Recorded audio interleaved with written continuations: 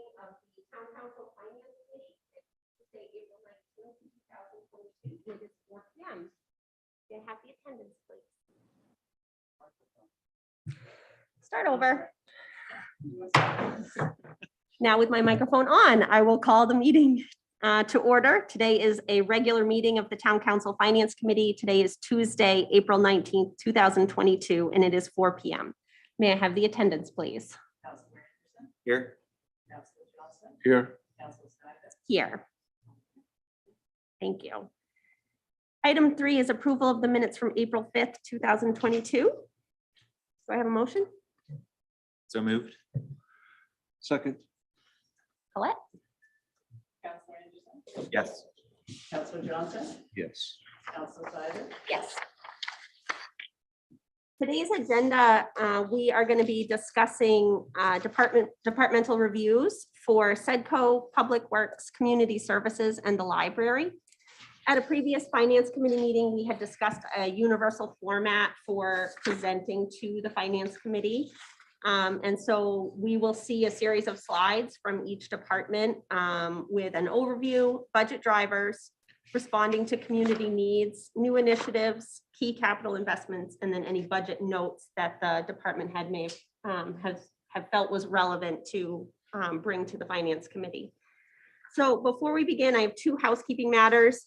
First, since we have other counselors in attendance and we welcome their participation, I am going to ask that we as counselors hold our questions until the end of the presentation. The presentations aren't very long. And so I feel like it's good to just kind of let the department heads get through their slides, and then we'll go ahead and ask our questions at the end. And then as time allows, everyone is invited to ask questions. Counselor Hamill is here in the audience. And really, at any level of question that you would like to ask, I'll turn it over for questions. And we're just going to kind of try and be mindful of the time. We have 2 hours scheduled, which gives us about a half an hour to discuss each department. If there are unanswered questions, we do have a document that was shared internally for the council to ask staff those questions kind of offline. That being said, I would like to have a little bit of a discussion with the Finance Committee about making that document publicly available. And so my thoughts are that we would have that document converted into something that can be posted online once a week. And that way it can remain a fluid document on our side. So it's just a Google sheet that we've been adding questions to, and the staff has been answering them.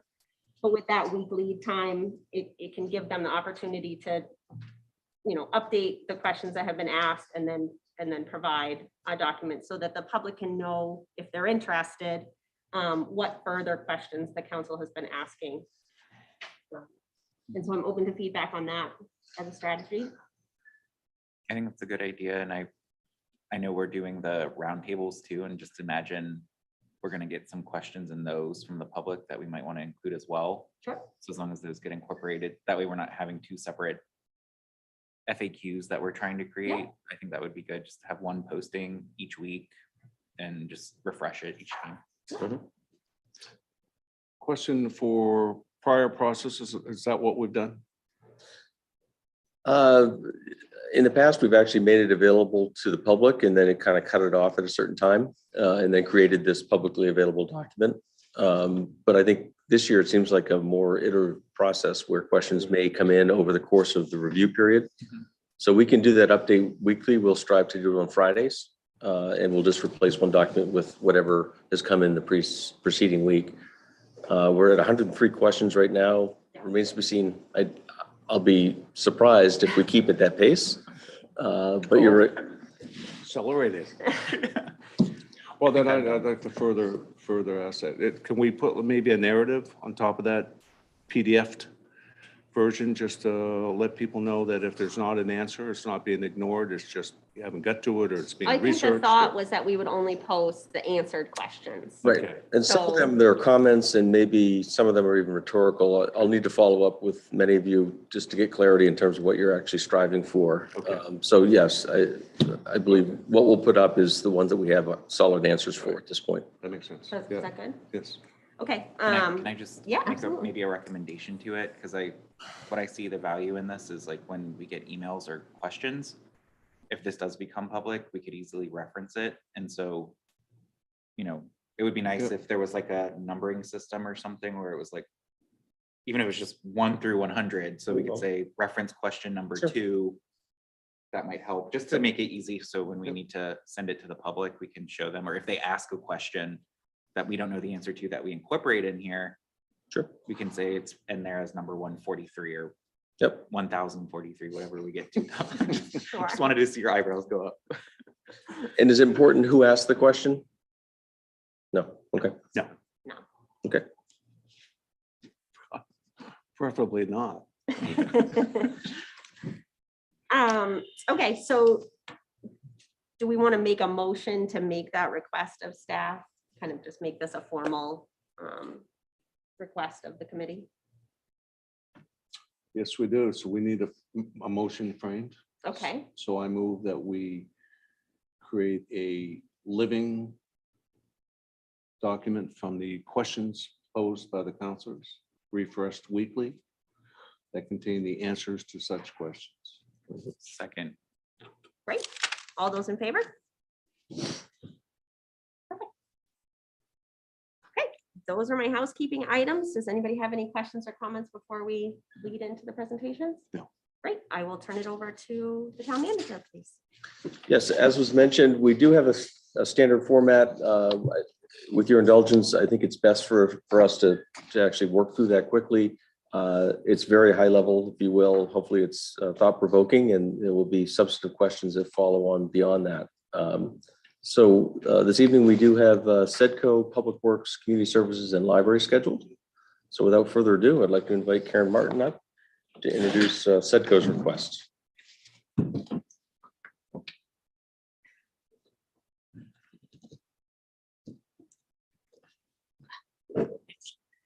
Good afternoon, everyone. Thank you for inviting us to come and participate in the budget process. So let's start from the top level, and then I'm happy to go into some detail if you like. And just as a point of information, my budget is also reviewed by my board of directors, so they have seen the budget and have blessed this version of it, and certainly are happy to hear any suggested revisions. So starting from the top, we have an overall budget increase of about 3.8%. There's a slight difference between what I'm showing you and what's actually in the budget.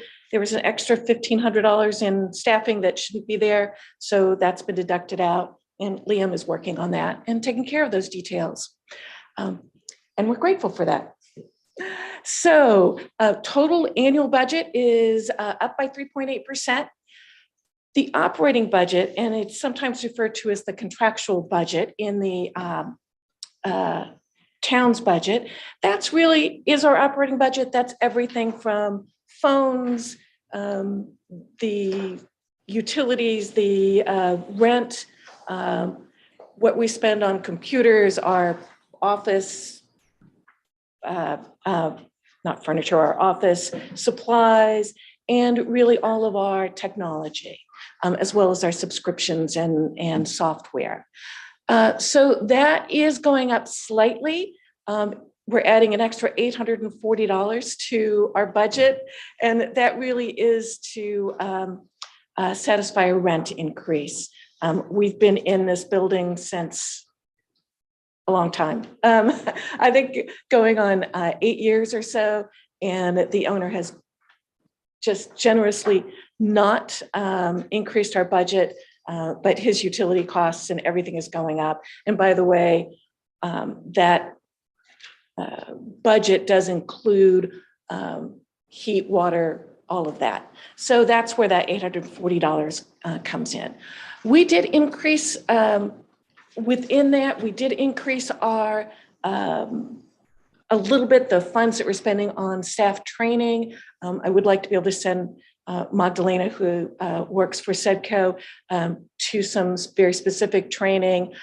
That's was offset by some savings that we were able to come up with, which is we switched our cell phones to Spectrum. And so now we pay $29.99 instead of whatever we were doing. So we saved the amount that we were put toward training. So our marketing and communication stays the same. Just as a reference, that is the fund that does pay for the town's e-newsletter and those types of things. We tap into that really for both town and SEDCO marketing. Mostly it's to market the town. We usually don't market SEDCO because we want people to think of the branding as the town. So that it is remaining the same. Our annual meeting that we do have each year, which we think is just a fantastic way to bring the community, the elected leaders and the business community together, that is really paid for by the sponsorships. And the sponsorships also pay for, underwrite our ability to invite the council, the school board, and all sorts of other folks and not make them pay for the meeting. So we can go to the next slide. So as you can probably imagine, it's a two-person department. Staffing, salaries, and benefit is 91% of the total increase. And then the operating budget it's up 9%, which is $840. That tells you how little we're spending on the operating budget. Note that really all of our equipment, computers, printers, et cetera, are part of our annual operating budget. And so we schedule those out. We're usually on a 5 or 6 year replacement cycle. So I think we can go. So in terms of responding to community needs, really one of the things that we are very proud of is our ability to bring business and community together and to make sure there's some communication between them. And without that communication, it's hard for folks to understand what's going on. And that communication, partly it's the annual meeting, partly it's we do an e-newsletter to talk about what's going on in the community, but also to get information out there on what new loan programs or business assistance programs are out there. We also, during the pandemic, we did start a new Facebook page that we refer to as our B2C, our business to consumer, because that Facebook page started out focused on, there's so many changes in hours and nobody knew which businesses were open. And so we tried to post everything there. And that went out to the consumers. Our regular Facebook page and our regular website is really more business to business. But we do have that Facebook page, and that has been growing in popularity. And people do seem to really like that business to community Facebook page. We are undertaking this year what we're calling a new strategic plan. So about 8 years ago or so, 2011, we did our a strategic plan, and that was basically as the previous director was leaving. And we went through really a lot of different aspects of the organization on what types of things SEDCO as an organization should be doing. That was done in 2011. We implemented many of those things. One of those was bringing Tom on board really as a board of directors. Before that, he was not really involved by whatever design. Anyway, we thought that was really important to have the manager at our meetings. So it's time to review that. Given what's happening in the economy, what changes have been made, where we are right now as a community, as a state and a country, it's time to review what the next 3 to 5 years is going to look like. And that piece is underway also because we have the comprehensive plan. And in the comprehensive plan, there are about 30 different statements that are really related to economic development and coordination. And that's what we're trying to put into context this year so that we have a focus for the next 3 to 5 years. And part of that process will be reaching out to the council to say, hey, what's your vision of the economic future of Scarborough? And so that should be ready by the end of this year, we hope. And then we always have a continued focus on retention and entrepreneurship and also attraction. The new current economic development thinking is you're not going out and knocking on doors and trying to steal somebody else's business. What your focus should be on is how do you make your community attractive to people? And that's by having quality ordinances, understandable ordinances, people that can help. Everybody from walking into town hall and getting greeted with a smile at the tax office, everything is part of economic development and part of that image and attraction. So we're trying to focus on those types of things, as is the normal business of an economic development organization. And I'd like to say that certainly responds to community need. I have to extend my definition of community to try to bring in the business side of folks. They don't get to vote in the community, but we still need to reach out and understand what makes them thrive. And that's part of what we will accommodate in our strategic plan. Moving forward. So the new initiatives, we are refreshing our current website. We do this all in-house, so we're not contracting out. It makes it a little slower, but still, that's the way we do things.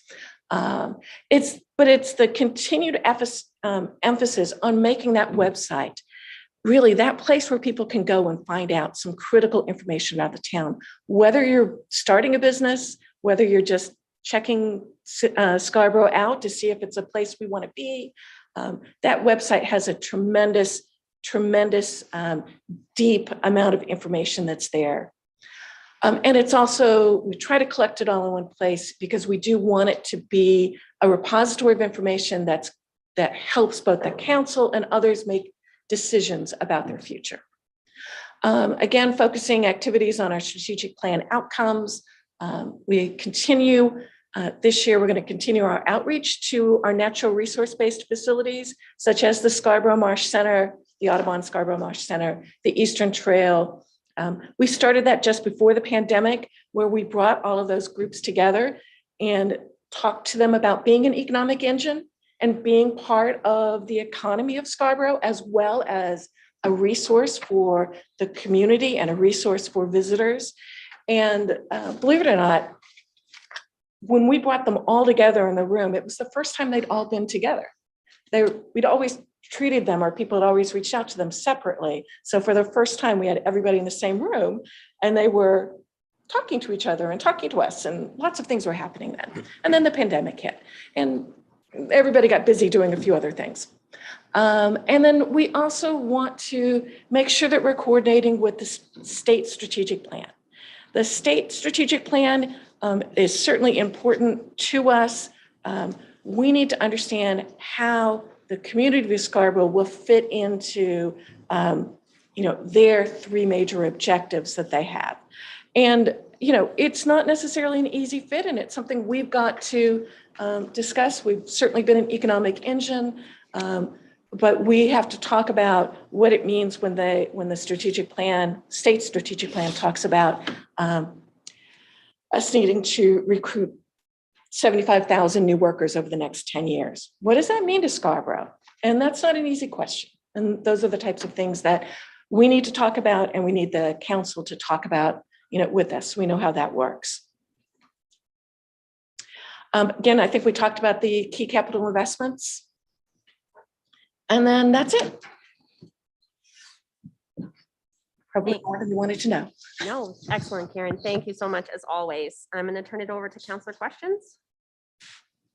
Go ahead, Ken. First of all, I think you do great work. A lot of folks don't know that you provide information to the council, especially during COVID. It's very valuable, very timely. Good. We appreciate that. So COVID's waning. Don't stop with the information. We may not all get back to you. Thank you, Karen, but we do appreciate it. So there's only 2 employees. Correct. So who does your web work? And I know she said it's a robust website, so I mean. That's interesting. I invite you guys to drill down into it. I will. I Yeah. have not. I'll be honest, I have not, but I will. Your strategic plan on the comp plan, how does that work with long range plan? That's my understanding. So that's kind of their show. How does that work? It is. And what they've done is they referred out really those things that, they've broken up all of the different measures in the comprehensive plan, and they've chosen lead committees for different types of things. And so we're obviously the lead committee for those things that are very much driven by economic development in economic development topics. For instance, everything from how do you create an entrepreneurial environment, or an environment that is welcome to entrepreneurs? That's really in our bailiwick. How do you target, or do you target certain industries? What will be the types of industries that fit with Scarborough's persona, if you will, over the next 3 to 5 years, 10 years for the comp plan, but we're trying to work in 3 to 5 year increments. So far, we have 30 of those from the comp plan. So we're gonna be busy. But in that light, I actually had somebody call me from Texas one time. I think he just pulled my name off the website, and he was using Google Maps and he found Scarborough and saw our location to 95. Yep. And they were looking for a piece of property for, I don't even recall why, but I immediately thought of you. Karen Martin's name is called Setco, because that's what you do. Yes, absolutely. Folks don't know. People don't come into the council asking, to build developments or whatnot. They come into town clerk to get information and direction, or go right to Setco. So, and doing that, do you ever filter any businesses or discourage any type of businesses that come into town? The answer is yes. Okay. Because some businesses, either they want to be in a place that doesn't make sense for them and that is really not part of the zoning ordinance. We always make sure that they understand you can go forward. You have the right to request a zoning request, but I got to tell you, your chances are low. Just give There- them honest feedback. Yeah. Their understanding of the ordinances. Yeah, and there are times when they have a story to tell that certainly I think, okay, that's not an easy.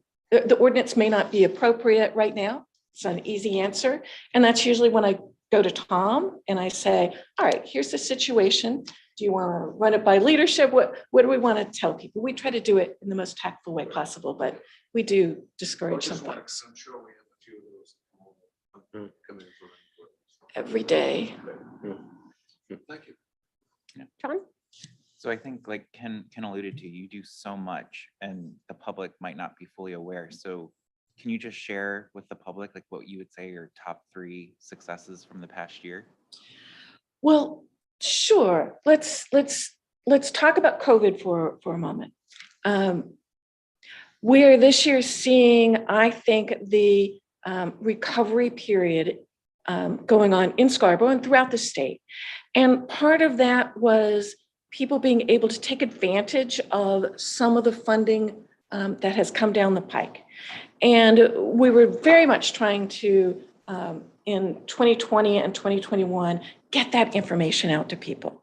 And we spent a lot of time with folks who didn't know where they fit. Like, for the first time ever, some of these programs were available to folks who were what I would call gig economy, the 1099s, or self-employed. Before, those guys and gals had never had access to unemployment insurance or some of the federal programming that's coming down the way.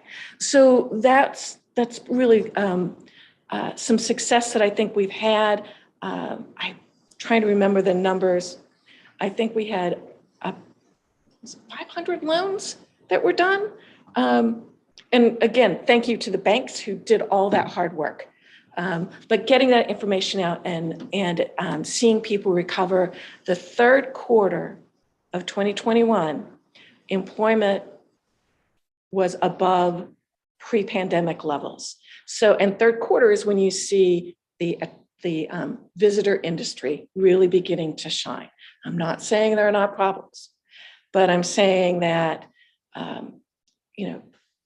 they really stepped up, and we've tried to help them from the ways that we could with like the outside sales changes. We've also certainly talked with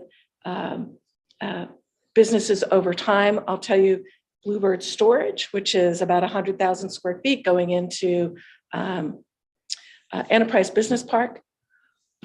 We started working with them 6 years ago. And it's taken that long to get them to where they are now and being really that the first new business going into Enterprise Business Park in, I don't know, a decade, maybe.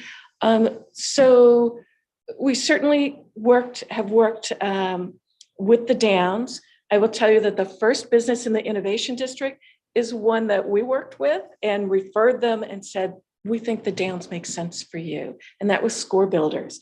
And that was, we love all of our businesses, no question. But Score Builders was one of those perfect examples of what you want to happen in your business community. They started in their home. They grew that business over time. And then they were ready to grow. And not only were they ready to grow, they were ready to buy their own building. And that was just, I don't know.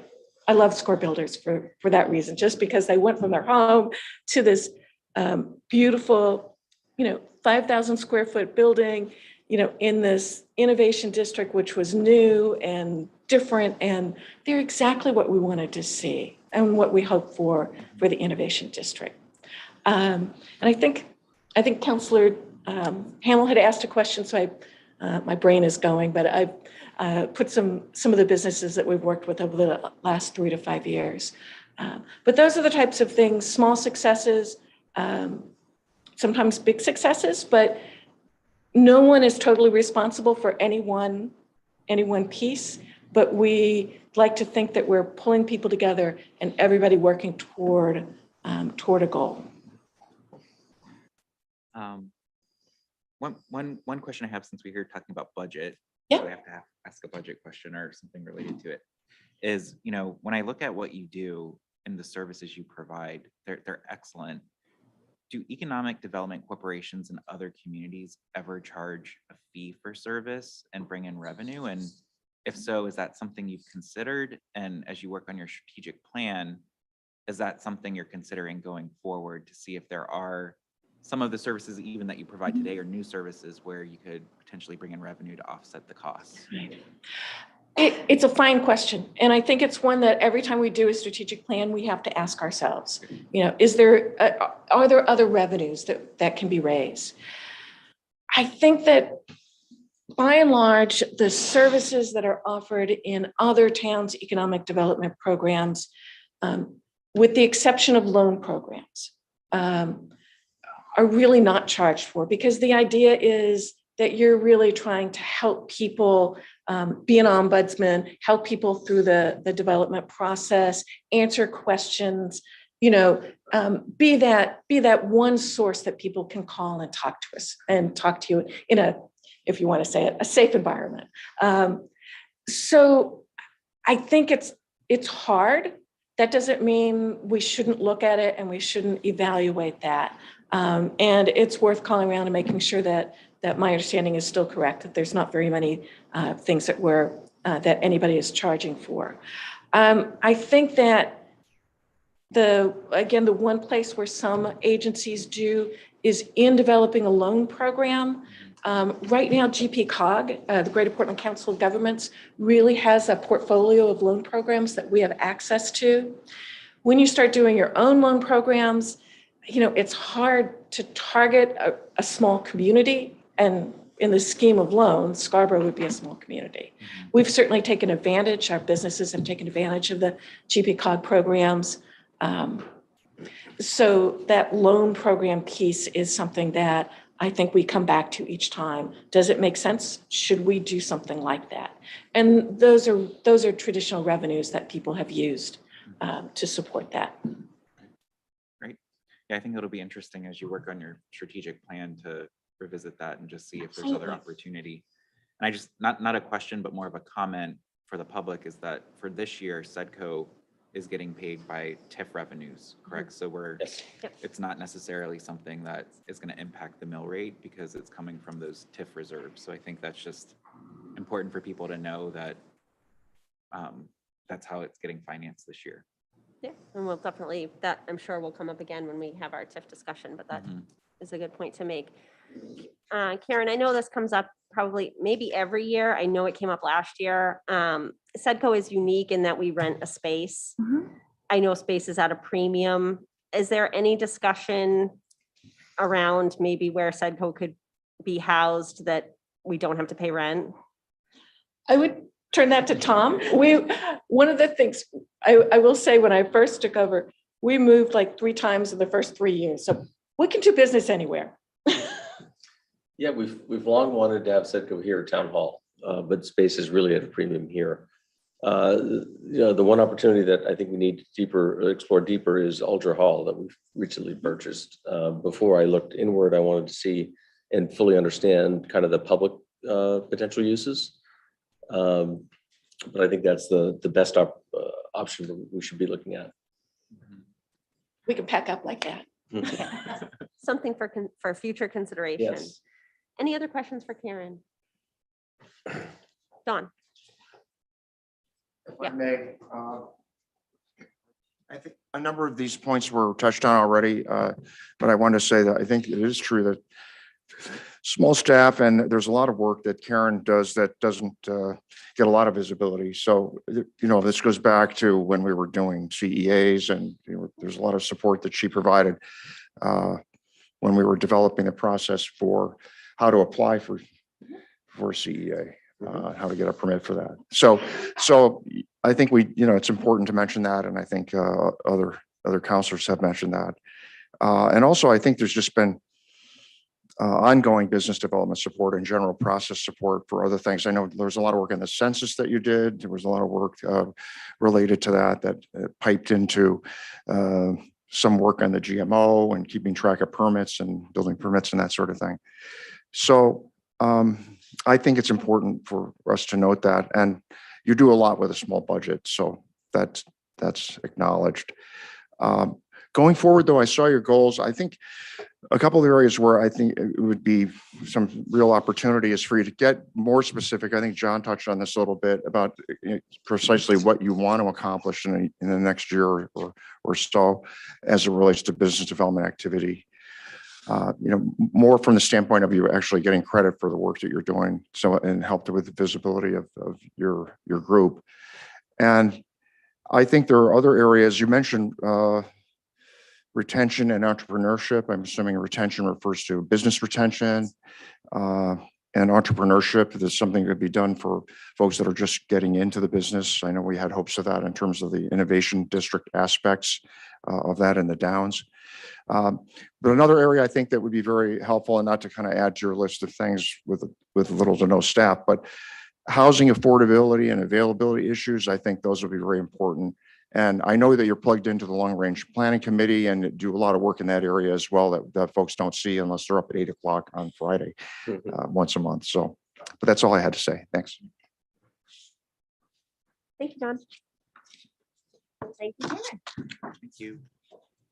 Just as Karen's leaving, one thing came to mind. This council will probably recall there's a fairly recently minted TIF policy, which heavily involves Sedco in terms of working through the initial documents with a developer for asking for a TIF, in particular, a credit enhancement agreement, I should say. So that's another resource that Karen brings to the equation. Great. And so with that, we will go ahead and move on to Public Works. Yeah, I did have the library whisper in my ear. Is there any ability for changing the order of departments this evening? Absolutely. As long as the other department heads don't mind. I'll put the spotlight back on you guys. You can take it up in the library if you do. Thank you. Welcome, Nancy.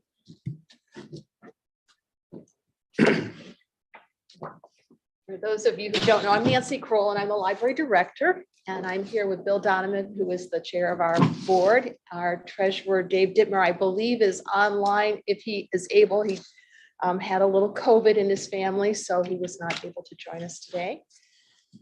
And I do have the proverbial slide deck here.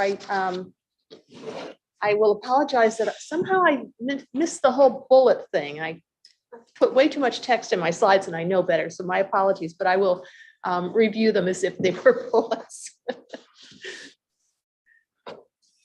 So first and foremost, I'm pleased to report that the library is resuming in-person services. It's been quite a haul for all of us, and it's a great feeling to see people in the building with and without masks.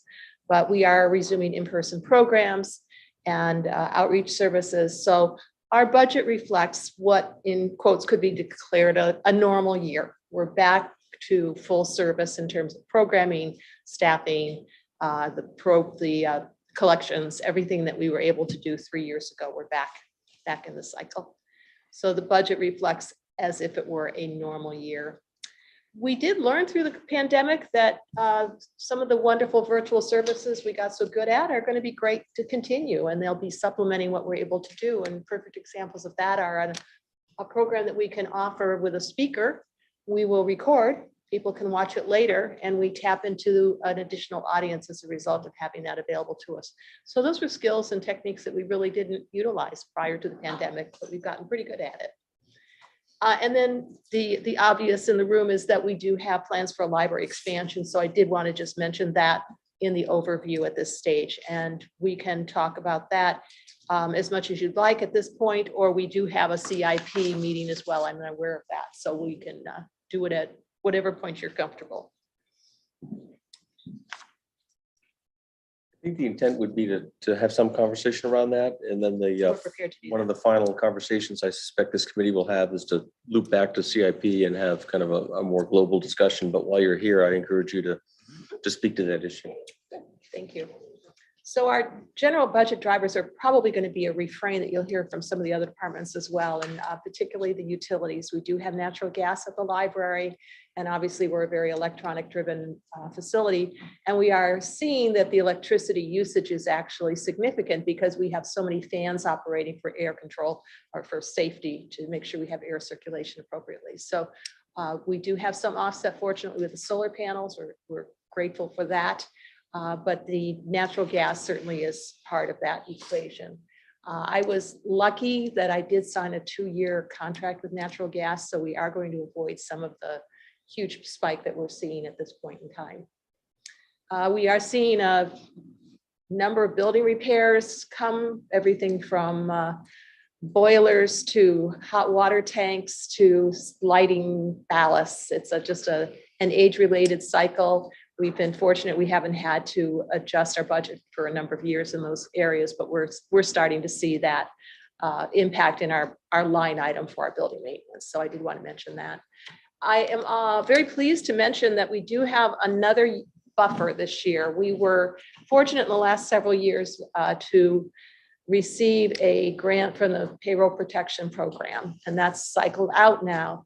But we did receive an employee retention credit, which is part of the federal programming available to us. And that became available to us later in the cycle of the CARES Act, when they made it available to institutions that also had part-time staff members. That's why it finally became a good product for us to take a look at. As a result, we've got $157,000, almost $158,000 that we are receiving literally as we speak. We've gotten the first 2 of 4 checks within the last week, and we are going to be applying that credit to this coming year's budget.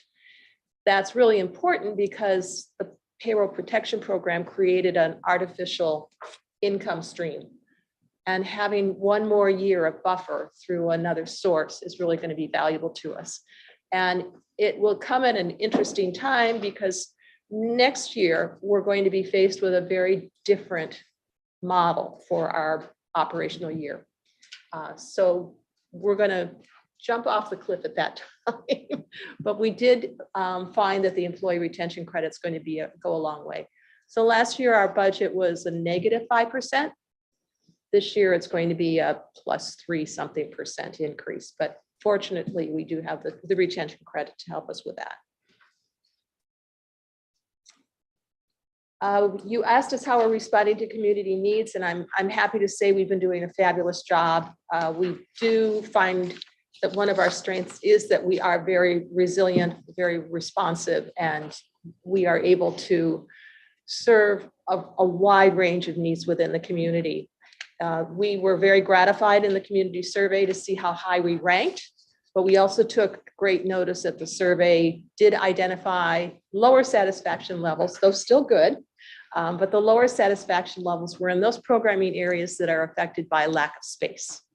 We just don't have a place to hold many of our programs. And so that was something that we took a lesson from through the very interesting information provided by the community survey. Our general services and our collections were rated very high. So although you can't reach the collection because they're so tightly packed on a very high shelf, they're there.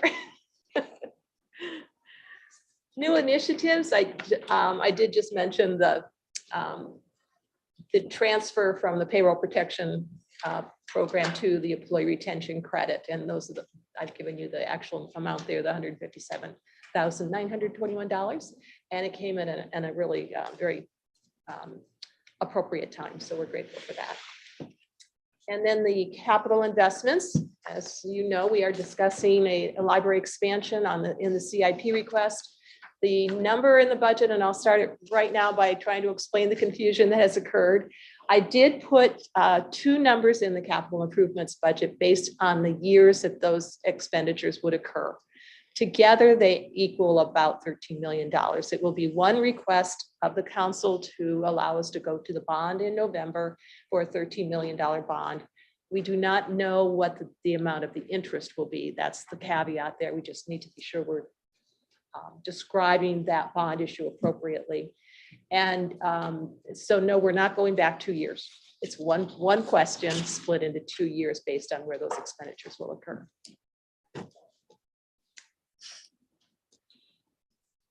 So as I mentioned, the next fiscal year's budget will be a fairly standard one based on operating that's going to be as we know it. Based on the construction calendar that we've been presented by our architects, should the bond pass in November, we would likely move out of our current building next summer and have an interim location somewhere. So even before November, but certainly by November, we will be looking at what does that budget look like and where might we go? What might the temporary space look like? What would potential lease costs be? We are prepared to cover the lease costs if we're able through private fundraising. We really feel that that's an opportunity for us to step forward as a nonprofit, help reduce some of those transitional costs, keep the bond focused on the new building construction. So we have a wild card budget in our future, and I just wanted to put that forward now so that there are no conversations or questions later about why is 24 budget so different from 23 budget. So I'm just making sure as a note that that's a part of our conversation at some point. You looked like you had a question. Oh, perfect timing.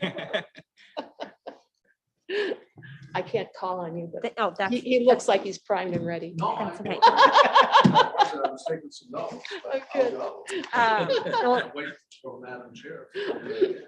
Nancy, I appreciate you taking the time to present to us. I know you just were before the council to discuss the building at length. And so a lot of, we have this information about, the new building and the plan and the exciting things that the library is hoping to do. And I also appreciate you taking the time to break down that CIP request, because I know that did create just a little bit of confusion as to what exactly the ask was and whether both of those were going to have to go to referendum. And so, just to be clear, it's one bond request that would go to the voters, and your hope is for fall of 2022. Right, thank you. Ken, go right ahead. Well, you've already taken one of mine away. Not sorry. I just want to respond to something you had just said. On the temporary move, said if we are able to fund that with donations. An alternative might be a donated space. We have a number of ideas. We're pretty resourceful, and we'd like to find a way to lighten the burden. We're going to be asking the taxpayers for a significant investment. So suffice it to say, the temporary move will be funded by other means. That's our goal, and we're fairly optimistic. Could you tell me how the 13 million was derived? What Certainly. took place to come up with that? Absolutely. We have a plan that was developed by the architect, and that plan has a certain amount of square footage. It has the bells and whistles that you need to create a professional estimate. So there was a professional estimating firm that took the architect's plans and ran it through the whole scenario that you do. So we've got a 27-page document, everything from how many outlet plates to linear feet of timber to vinyl, linoleum, whatever the flooring is. So it's a very detailed estimate, and that's where that number came When from. was that done? 2-3 months ago. Okay, so just recently? Yes, Factoring in yeah, all the craziness with yes. inflation. And that's you mentioned inflation. I do want to make note of that. The 13 million does come with an escalator as well for inflation in 23. We, What factor did you? 6%. I've got it with me. I'll 6%. find it. Yep. It was, we are so conscious of the programs that have come forward that are $1 million short here, $1 million short there. So we insisted that there be an escalator clause in the estimate so that we didn't get stuck. Now, your comment on the electricity, I know you use an awful lot of electricity. I did pay a visit last Saturday to the first. Thank you very much. Thank you. And yeah, you're a little crowded down there. And I'm only 5'9", and I could see what was on the top shelf. But I couldn't help but notice, I'm an IT guy, you had a whole room full of servers. And servers produce an awful lot of heat, so you have to cool those servers. Have you ever thought of co-locating those servers somewhere else within the town? Well, those particular servers by server standards are fairly small, and they are in a very small room. So if we needed additional air conditioning for those servers, I would say a different location might be appropriate. What we're finding is actually servers are reducing in number and size because things are going to the cloud. Okay. So I would say our future is less about air conditioning and relocation and more about cloud. So before you had consolidated the split, the confusing split, which was all right, you know, it just sparked questions. What was the intent of the initial 2+ million in year one? Because it had to have been intentionally split out over the years. There must have been a purpose to that. I actually, one of the pages of your narrative, I actually did spell that out. It's the architecture, engineering fees, and administrative costs. It will include the design development, preparation of construction documents, the bidding and approvals. And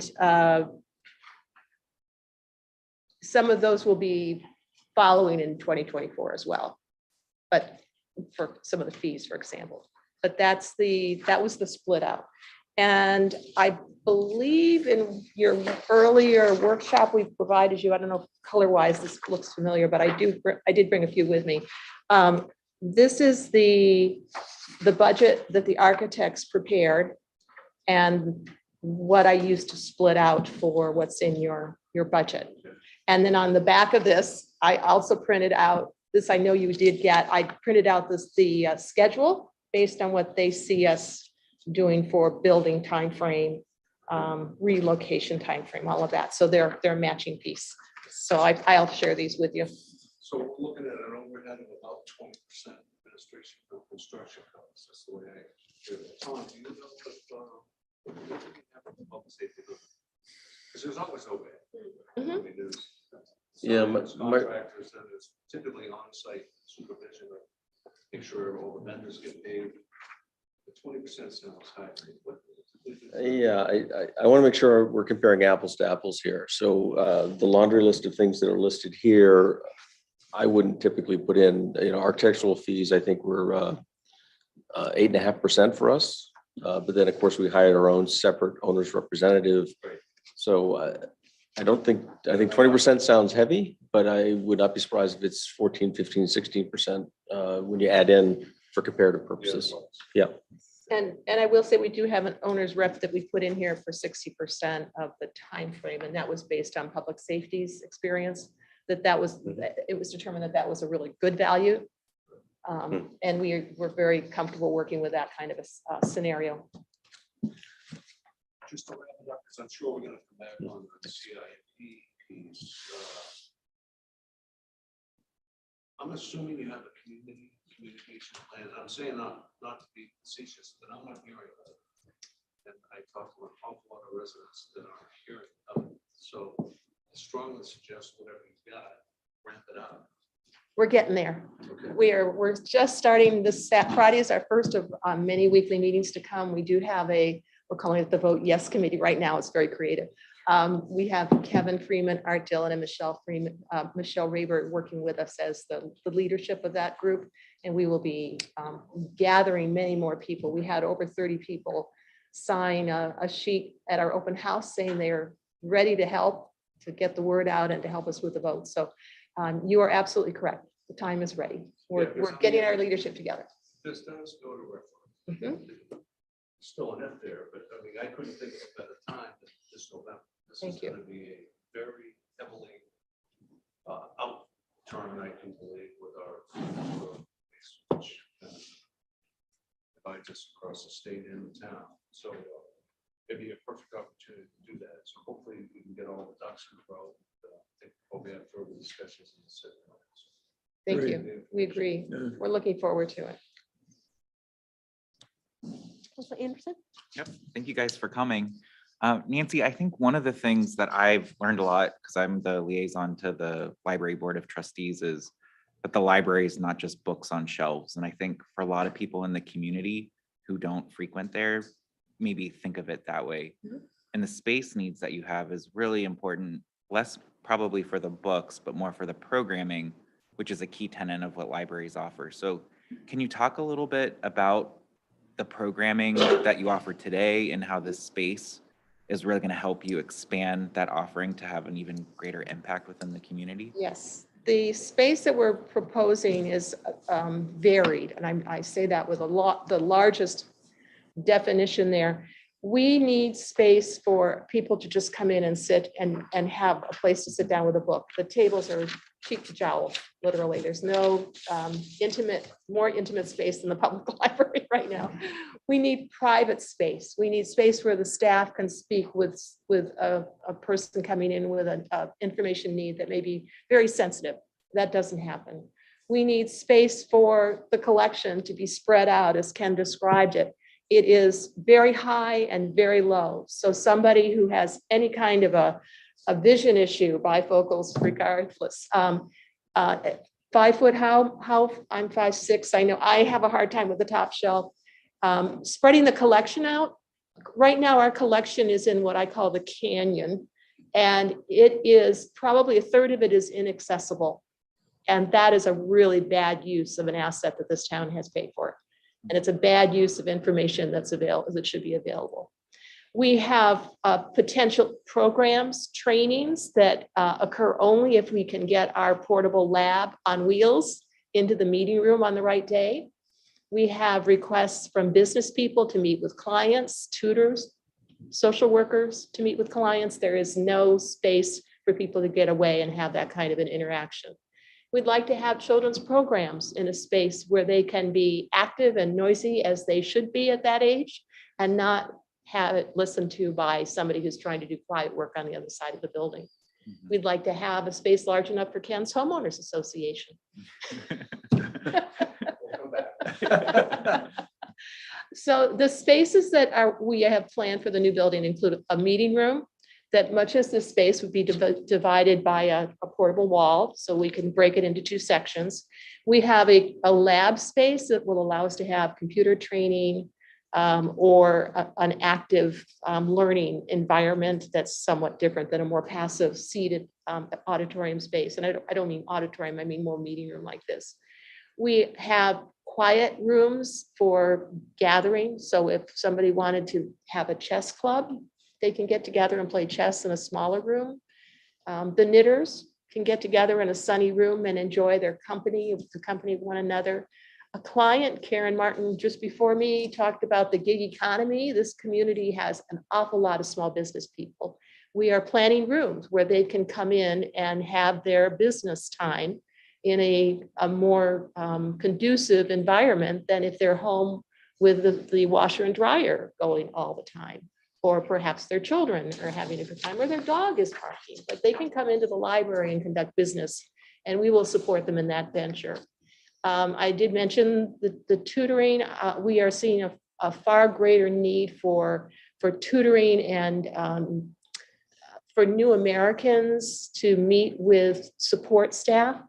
It's a very interesting change in dynamics in this community, and that needs some confidential space. So all of those program needs, besides just a great time to come and be together with people, we really feel like we're a great connector. We say connections beyond the collections. That's one of our bylines. And it is so true for public libraries in this day and age. We are not just about reading and resources. We're about putting people together, because human beings are another wonderful resource for all of us. And I forget who said it. I can't remember if it was Karen or Ken, but somebody mentioned earlier that people come, they go to the town clerk or they go to Karen. And I'm sure so many people come to the library as well as like their first place in Scarborough. They where go to. absolutely do. And we hear that. We hear people say, I bought my house in Scarborough because I drove around to see what was here. And I saw the library and we knew it was the right town for us. And that's not just one time. I mean, that happens pretty regularly. It's pretty gratifying. I want to add to Nancy's answer to Ken's question. Nancy, in the 2 years that I've been the president of the library trustees, has demonstrated to me incredible skill and leadership. She really is remarkable, and I did not fully appreciate it till I experienced it up close. I also came to learn that there are a half dozen library professionals, people with library degrees, working at the library. And I saw Todd Souza in the audience earlier, and I recall people saying, when the House of Lights became available, more space, Todd's professionalism shone through and the programming was demonstrated. Well, the same will happen here. There's these library professionals living in today's 21st century library are going to be able to bring programming and information to people that the present library can't do. This will be a remarkable transformation for the town, and very much in keeping with what we all perceive to be an exceptional town. So I just wanted to sort of say that from the Board of Trustees point of view. There is a rule of thumb that when a new library opens, it increases its use by 50%. It's pretty remarkable. And we did see that when we moved into our current facility. And I saw that, this will date me, but that's okay. When I first started here in Scarborough, the Black Point Library had just opened its new addition, which included a children's room and a basement meeting room for the first time. And that's exactly what happened with that new space. The business just skyrocketed. So it's Scarborough's proven that it will in fact increase in business significantly. I have one. Do you mind if I go? Nancy, can you think of anything in your budget that is either an expense that's listed or a deferment that you know is coming if this doesn't go through? We don't show it in the budget, but we are working on a preliminary fundraising campaign right now that we're calling the Impact Fund. And that Impact Fund includes items that if a bond doesn't pass, there are improvements that we still need to make. Right. And they might be something as basic as our meeting room chairs are just filthy. we at least need to have some presentable chairs that people don't feel uncomfortable sitting on. Some technology would be added. So we do have a list, and that impact fund is about 550,000. I always get my 540, that we are trying to raise before November, so that we can do two things. We can protect ourselves, but we can also demonstrate to the voters that this town is ready to make a contribution from private funds as well to the library expansion. So that's a test for us, and we are starting work on that. And I'm actually very comfortable saying that it's been validating the people who have stepped forward and said, yes, this is important and I'm going to help you. Thank you. Go ahead, John. This is more of a procedural question for maybe Tom or Ruth related to the CIP. So because it's being split in 2 years for the council, for the budget vote, are we just approving the FY23 fund, and then for the referendum bond, is it a separate decision that comes in August when we look at the language? I'm just curious, like from a council perspective, what do we have the authority to approve in the budget? Yeah, there's two pieces here. One is the appropriation authority granted by council. And then frankly, in my mind, I think it's helpful to get the conversation started, make sure it's fully vetted and understood. I think the controlling vote is, of course, the voters. Nothing happens without them. So it has been the tradition for the council to approve items through its budget process prior to going to the voters. And so for that reason, I did meet with Nancy and Bill last week or the week before, just to better understand this very point. I think it's probably best to include the full amount in the FY23 request. So it's just very clear in that regard. Yeah, that was going to be my follow-up, was like, do we have a history of where something like this happened, where we kind of split it, or do we always traditionally fund it?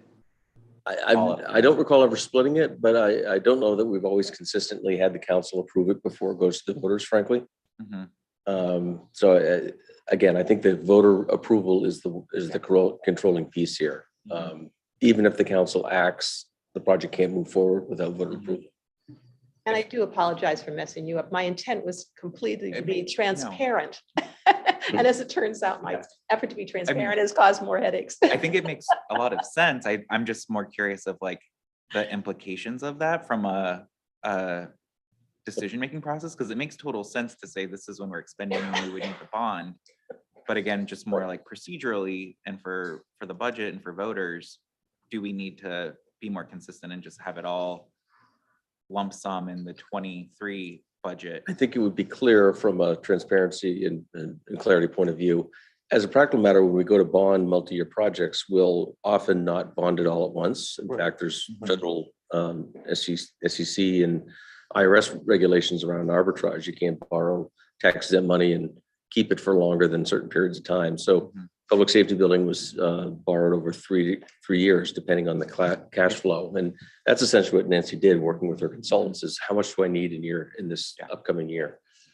I want to make one clarification, Nancy, I want to make sure I understand the 13 million or so that we've been talking about. There's private fundraising beyond that. Yes. So the project is actually a higher number. I'm not sure what that is, but this is the amount that's being asked of for taxpayer support. Right. Okay. Because we have every expectation of coming before the finance committee and the town council to share more information on the fundraising goals and expectations in the weeks and months ahead. Just one follow-up. I've been in town for 38 years. I remember the Black Point Library. Matter of fact, I tried to find my library card because that's where I got it, down in Black. But I recall a distant memory that I threw it away about 5 years because I couldn't read it anymore. That's how long it's been. But you know, I think part of your campaign, which I know you're aware of and see the importance of it, is when you signed us up, individual counselors, for your newsletter. That was a real eye opener for me, because I am like a lot of folks in town. I don't frequent the library much anymore because I'm a digital guy. But the services and the programs that you do offer in the library outlined in your newsletter, I was very impressed seeing how much more. It's just not, a lot of people think you go check out a book and you go home. There's so much more to the library. It is a great asset to the town, so definitely get that out there somehow. Maybe we could link in with our e-newsletter or something to encourage people to sign up. So, Liam, take a note on that. Thank you. Thank you. We would appreciate that opportunity to receive that help. We do have, usually we are part of the town newsletter, and usually if you scroll to the end, you'll find a whole section on the library and the links to us. So we are not too shy to ask for. Well, and we've been Space. talking at communications too about maybe how to get more engagement from, because so many different departments have a newsletter and it's an amazing newsletter, but people are signed up for isolated pockets. And so how do we use all of our resources to make sure that people are signed up for the library, the school, the town, Sedco, anybody else, community services who put out these newsletters. So we can definitely, circle back to that at Yeah. communications. Good. Any other questions? Counselor Hamel? Thank you. Thanks for the update. I think it's very promising to hear that there's been some progress with fundraising. So that's great. So I appreciate that feedback that I think some of us have given you. I had a couple of small questions, then the big sort of elephant in the room question again, but how does the math work on your budget in terms of donations? Like, I'm guessing that shows their less revenues line. Is that where they are? That's So right. We have an annual fund each year, and we're proposing $52,000 as our goal. So the town's contribution to your budget is that bottom line figure, the roughly $1 million in terms of appropriations, less the revenues, less the contributions. Correct. So as a running rate, what is that, roughly about 30 or 40%, or what percent would that be? I don't- Usually the town's appropriation runs 92%. Okay. The last few years, because of the federal money, it's been less than that. Great. Second question I had has to do with, obviously have projections in terms of the capital expense, and I'll come back to that in a minute, but have you extrapolated what you estimate the town appropriations would be if that expansion was approved as recommended? We are working on that. It is not ready. It probably won't be ready for several months, and I know Councilor Johnson asked this as well. I'll talk about the elephant in the room. I will cut to the chase. We expect it to be much more efficient for operations.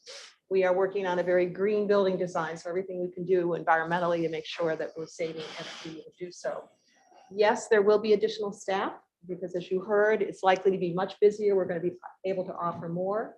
I can't tell you what that staff looks like yet, but I can anticipate that there will be some additional staff to help us with building management, whether that's custodial, booking rooms, moving furniture. At this point, I'm that person, in addition to a contract for cleaning. And I will share that I'm going to retire someday.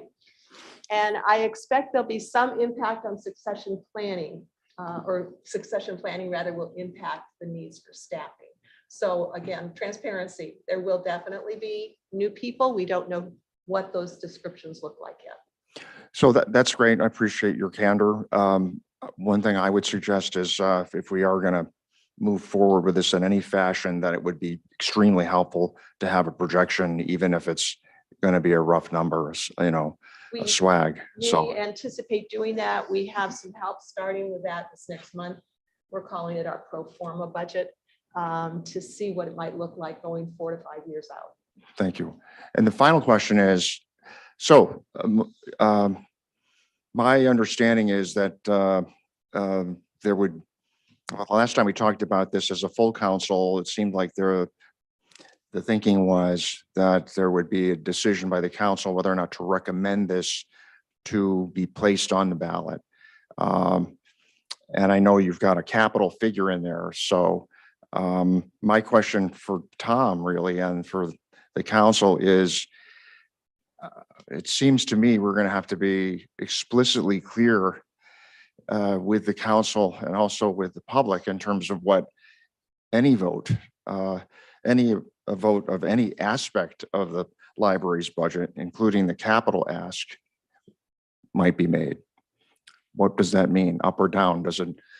Would a no vote mean no move to the voters on the capital plan? Or, so I think this is very important for us to tease this out a little bit.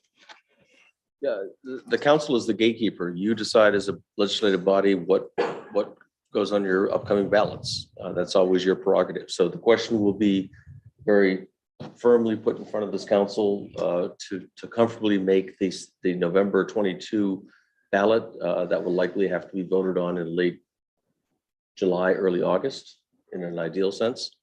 That would allow time for absentee voting and so on and so forth. So it's, again, entirely within your control to decide whether it goes to the voters or not. Whether you support it or not and want to take a position is a entirely different matter. It's just the threshold question is, should the voters have a say on the matter? And it seems as if the capital question will come first. Well, I think that is the capital question. I think Right. there was some conversation earlier whether it needs to be part of your budget approval, which it is, and I would support that. But I think the controlling piece is whether the voters approve it or not ultimately. So just think of it this way: even if the council approves it in your budget, but it fails at the polls, it doesn't move forward. But let's answer the other half of that question. Okay.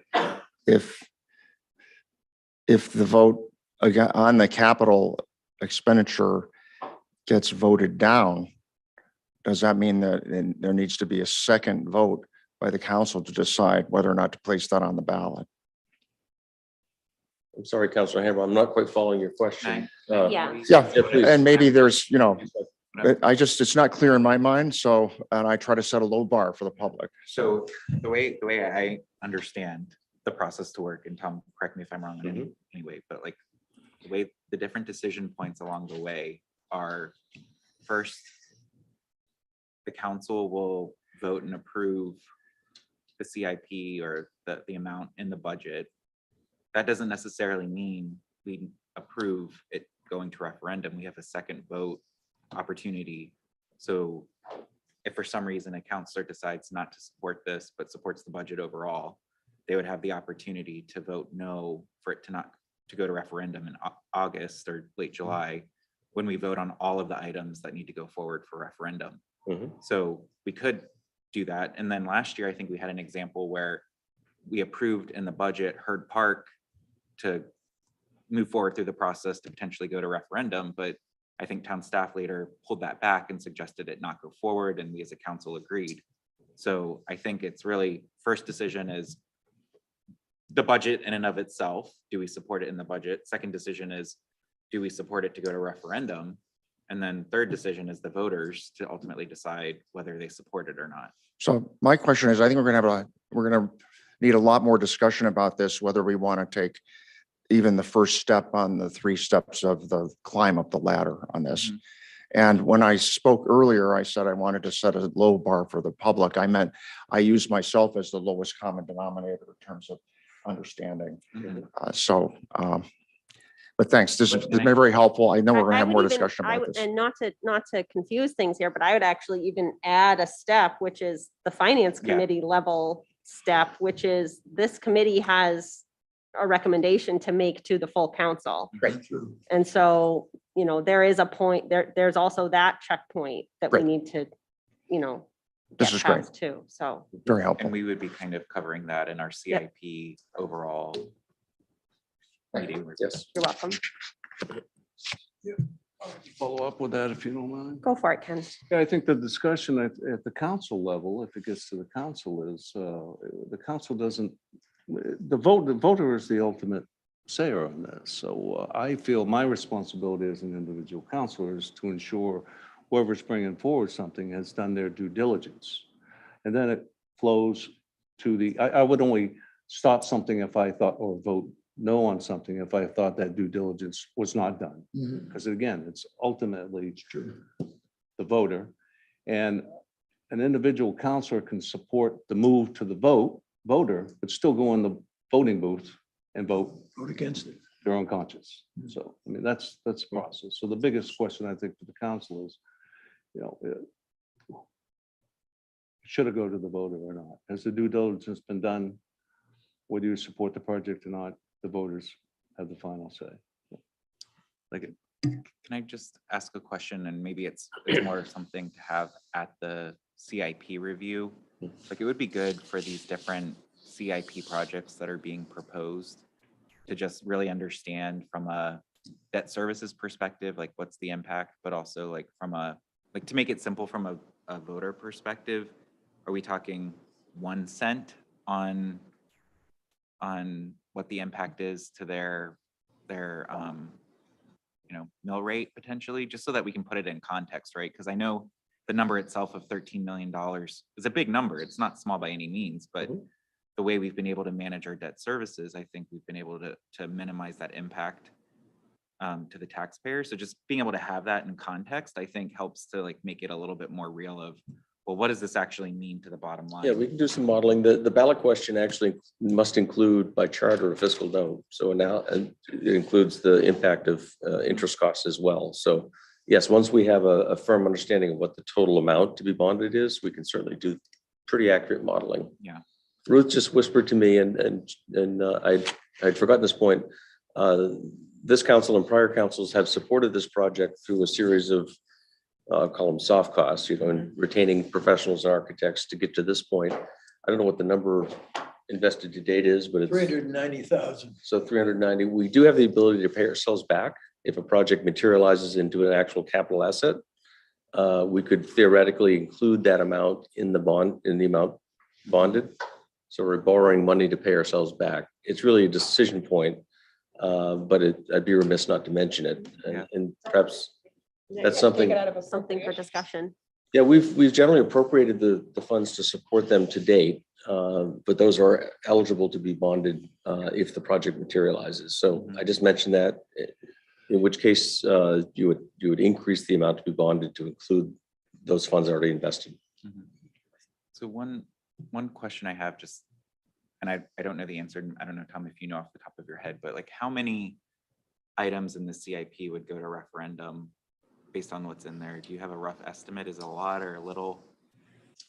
It's a little. Okay, so it's not a lot. Most of the larger value projects above the $400,000 threshold fall into one exclusion or another. That's what I wanted to confirm. A lot of them are in public works, right? Correct. Okay. Because I was worried about like, would voters get fatigued? Because if we're doing charter plus referendums plus gubernatorial, like I just would worry that we're putting too much out there for voters to absorb, but it doesn't sound like that's going to be an issue.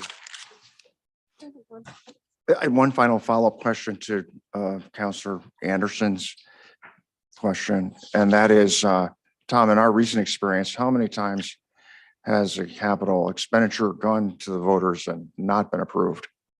Say the past 5-10 years. The only one I recall is the turf and track project. So we might just tuck that away.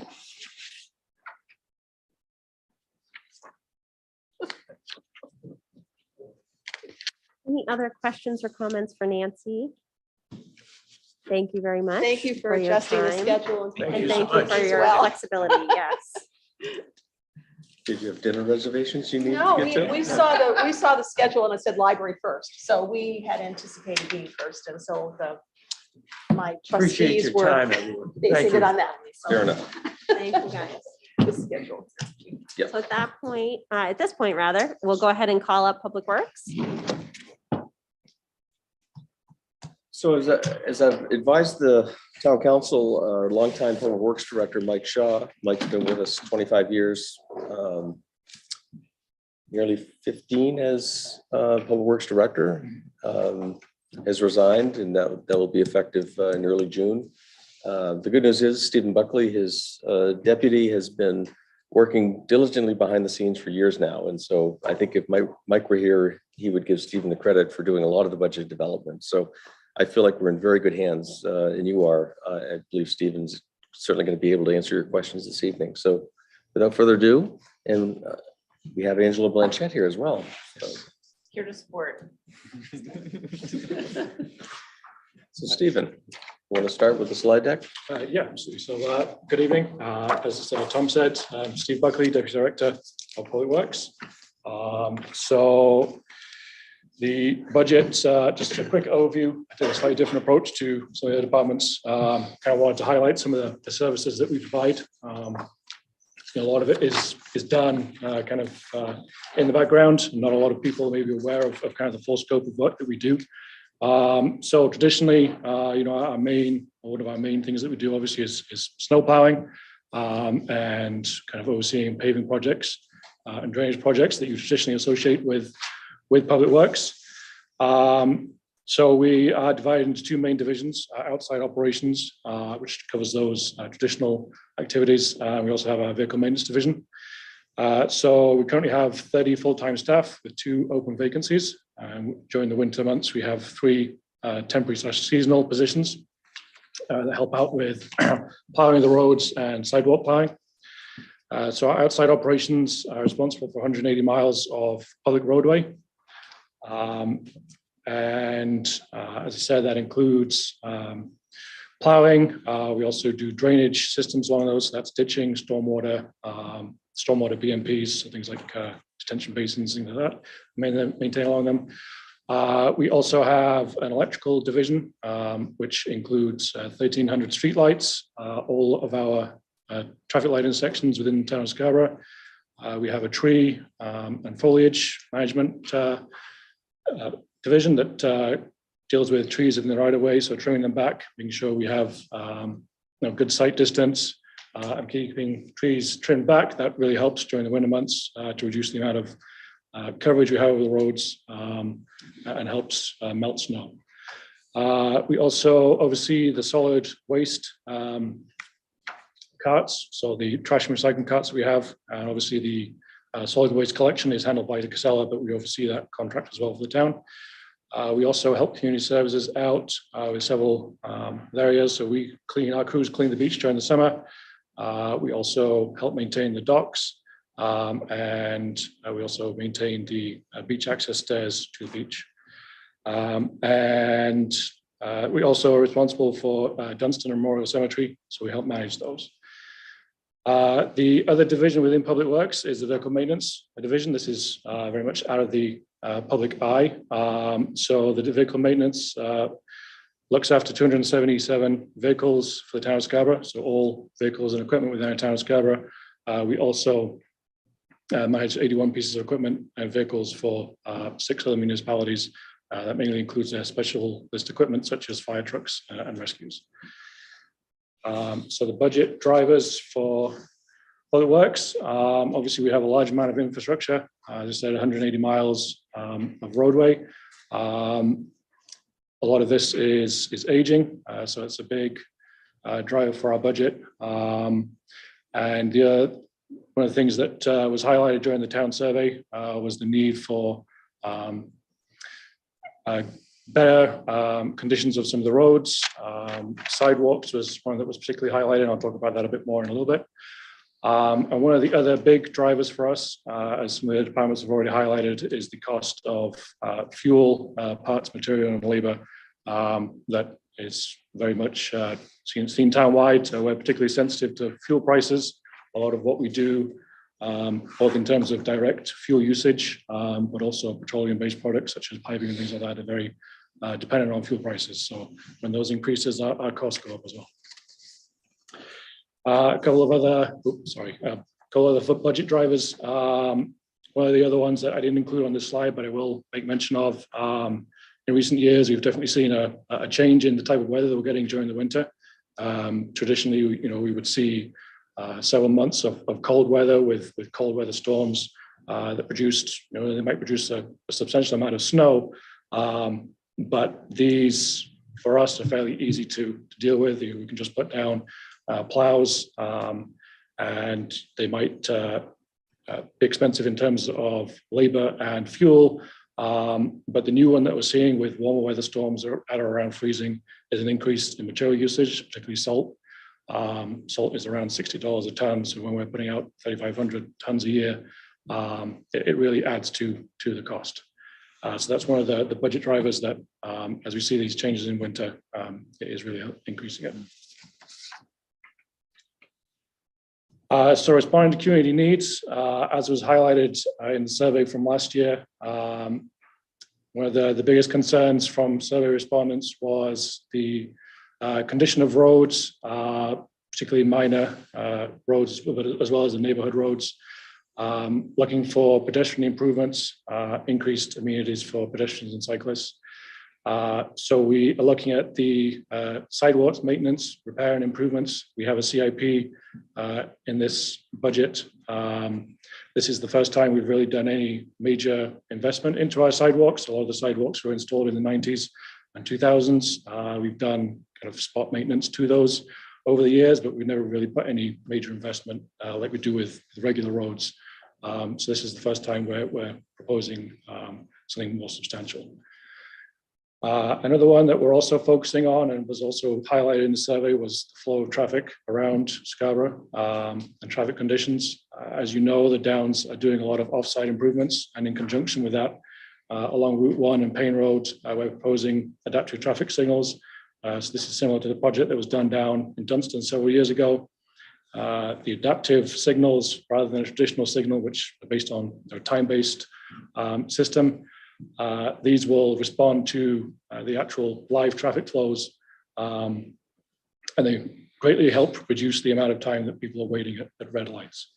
So once these are installed, we will hope to see a big improvement along Route 1 and Payne Road, two big corridors. So key capital improvements.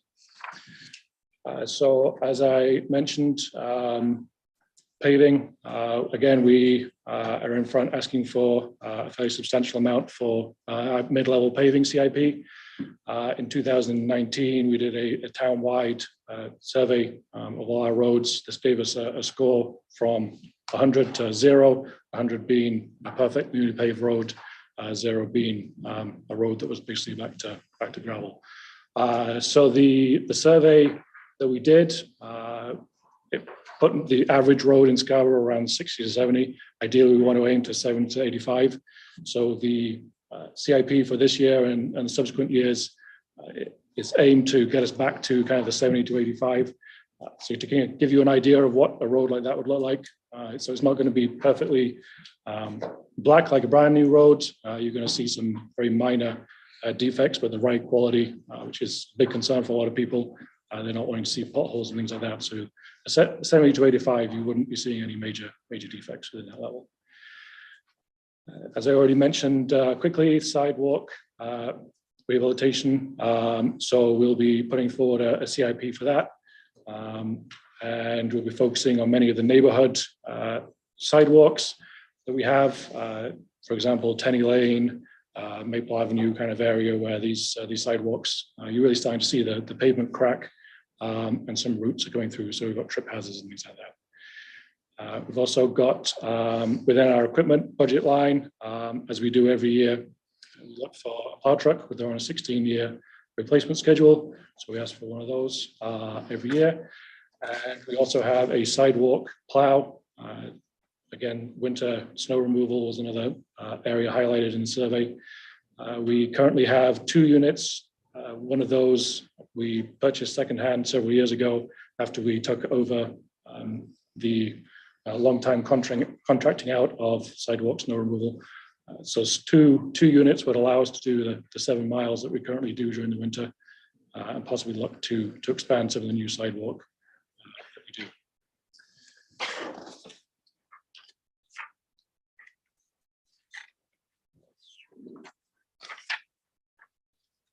So budget notes, the overall increase, I believe, is around 4.75. This is a higher increase than we've asked for in some previous years. This really reflects the increase in costs that we're seeing among parts, materials that we're procuring.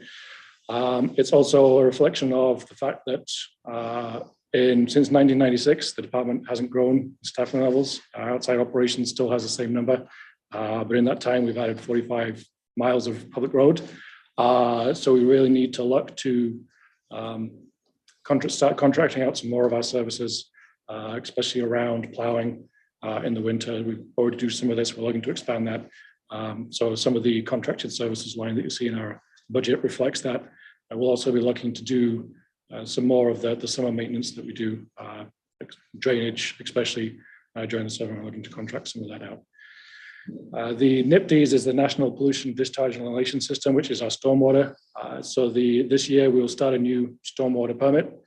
For the most part, there aren't any substantial cost increases. The one area where we are seeing an increase is the requirements under outfall inspections and monitoring. Traditionally, we've done this in-house, and it's just been mainly visual inspections by town staff. The new requirements will require us to do actual testing, and we felt that with those new requirements that the staff time would be quite substantial. We also don't have a lot of that in-house expertise, so we're looking to contract that out. A big chunk of that cost is the testing, which we would, even if we were doing it in-house, we'd still have to have those costs as well. And the final kind of budget driver, budget notes for us is the increase in household hazardous, in general recycling and trash collection. Several years ago, Eco Maine added the cost of recycling. Previously, we didn't pay anything for that. This year and last year, there were quite substantial costs towards that. We also have to cover the costs of any contamination within the recycling. So efforts within the community have helped reduce that to some extent, but we're still seeing quite a substantial amount of contamination, which is basically any items that aren't supposed to be in the recycling. If Eco Maine gets above a certain level, they reject the load, and all of that has to go. We get charged twice. We get charged for recycling, and then we get charged for it also as trash. So those costs can add up quite a bit. That concludes my prepared slides. So any questions? Thank you. Council questions? You can start us off, Ken. I have a couple. Sorry. Hi, Speaker on. You said, I know with the additional road miles that we have, probably stretches our plowing a little bit more. You mentioned that we subcontract that out to other folks? So right now, we have 16 plow routes that are done in-house, and we have one that's split. We're looking to further split out some more of those routes. So the Maple Ave, Town Hall, Sawyer Road area, we currently split that. So part of that's done in-house right now, and part of it's done by a contractor. We're looking to add an additional route to that. So when we this is just curiosity, I'm just seeking understanding. So when we subcontract out, is it equipment also, or just? Yes, it's equipment and labor. So it's their own equipment and their own labor, and we Correct. contract it out. The one thing that isn't included in that is any treatment. So salt or sand, we still have to go back through and do that ourselves. Right. So you're not really adding any headcount this year? Nope, no new stuff. The sidewalk machine, did I hear you mention that the sidewalk machine is scheduled to do 7 miles of sidewalk? Correct, yes. We What have 7 miles are those? Do you know? Yeah, so that is all of Route 1 from Yep. Hillcrest down That'd be to nice. Salco. And then we also do Maple Avenue, part of Gorham Road, Sawyer Street, part of Black Point, part of Pine Point. We started doing Old Blue Point Road this year, and we also do Gallery Boulevard. Okay, so it's really the main through streets then, right? Not Correct. the individual neighborhoods? No, It really started as school routes. I mean, that was kind of where it started, and it's splintered beyond that now. No, I'm on Route 1 all the time in the winter with my dog coming down, and I say, geez, I wish we had a bigger plow machine. It can be dangerous. Thank you. Can you tell me the difference between mid-level paving? Just give me the definition. What is mid-level paving? Because that's a usual occurrence in the budget. I see that the pricing is going up a little bit, but that's probably driven by asphalt is made from oil. Well, it's $100 a barrel, so I can definitely understand the increase. But what is included in mid-level paving? so mid-level paving includes all of our full road paving projects. So when we go in, we're either going to do a full reclaim, which is taking up everything, or a lot of what we do these days is more of a shim. So we take off the top a couple of inches and then put put down a new coat, new wearing layer. So it would include anything that includes the whole road. Right. So I mean, do we have a set amount of miles that we plan on doing every year? Is that what it is? Because I see the pricing is pretty consistent across the years.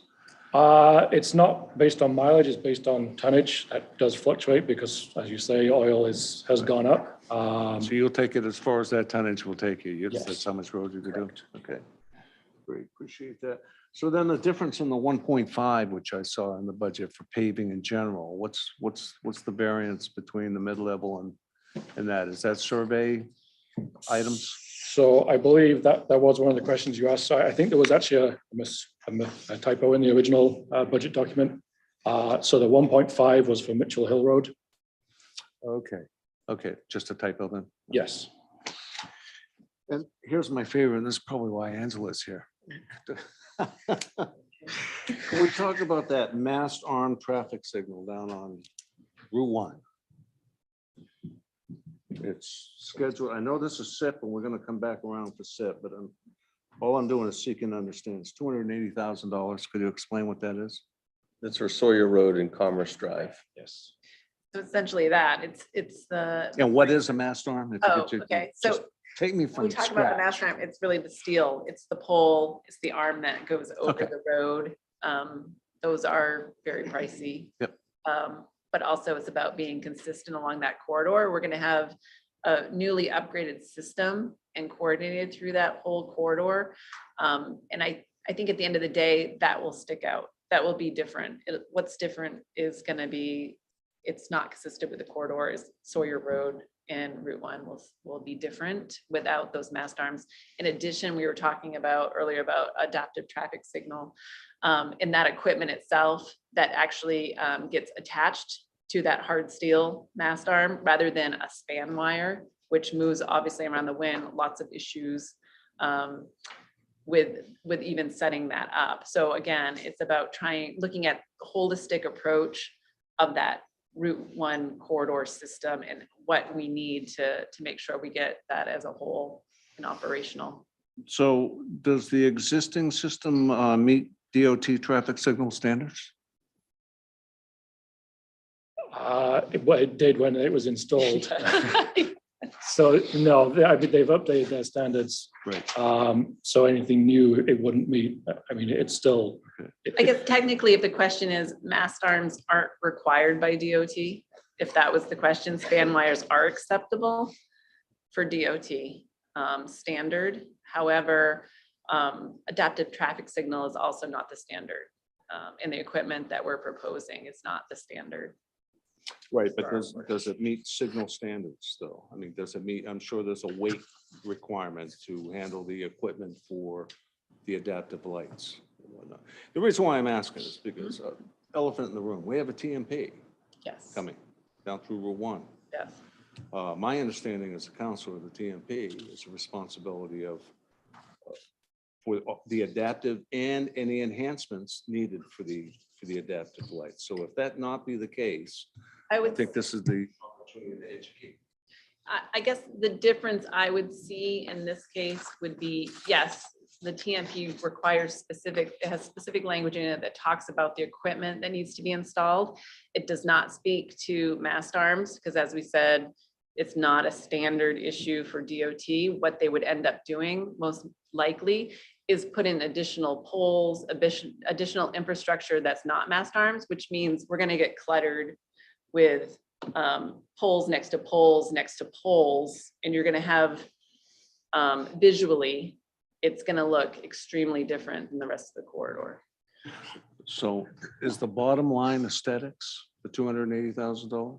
No, I would say it's a combination, because they can get there with it probably ugly infrastructure, but eventually we're going to have to replace that with something that's more substantial to be able to accommodate the infrastructure that we're installing, the adaptive traffic signal infrastructure. Okay.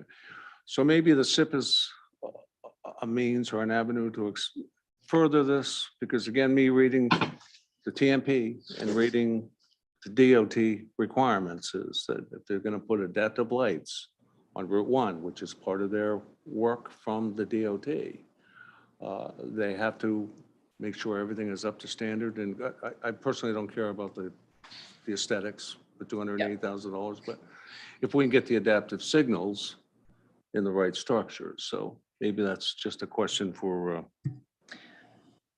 later meeting. It might also be the difference where this is the only intersection along this corridor. So it wasn't really thought about, or when we had the conversation with DOT and how DOT put the language in the TMP, it's black and white that it was not included in that, I guess. And so that was a missing piece that Public Works noted. The Downs TMP does require, and they will be installing all new cabinets and controllers at this location. So we're talking about the mast arms themselves, just the steel. Okay, yeah, I'll wait for the set discussion. Hey, this is just a curiosity item. Ashton Street drainage. Where's Ashton Street? Taking the beach. Oh, Seconds Beach. Okay. This has been a longstanding challenge for us, and hopefully will be a final fix. Now paving on the Black Point Road. When's the last time that was paved? Does anybody know? Because I recall it being paved. But my memory is it could have been 20 years ago. I just remember it. Can you remember when the last time that was paved? I'm not sure exactly when that section was paved. I'd have to look that up to see when that was. Because when I go down Black Point Road seems to me, just as a layman, not structurally, but seems like it's in pretty good shape. So I'm just wondering how we make determination So we've where to paved, pave. we've paved at this point from Oak Hill down to Winnick's Neck. And then we've paved from Spurwink down to the end of Prouts Neck.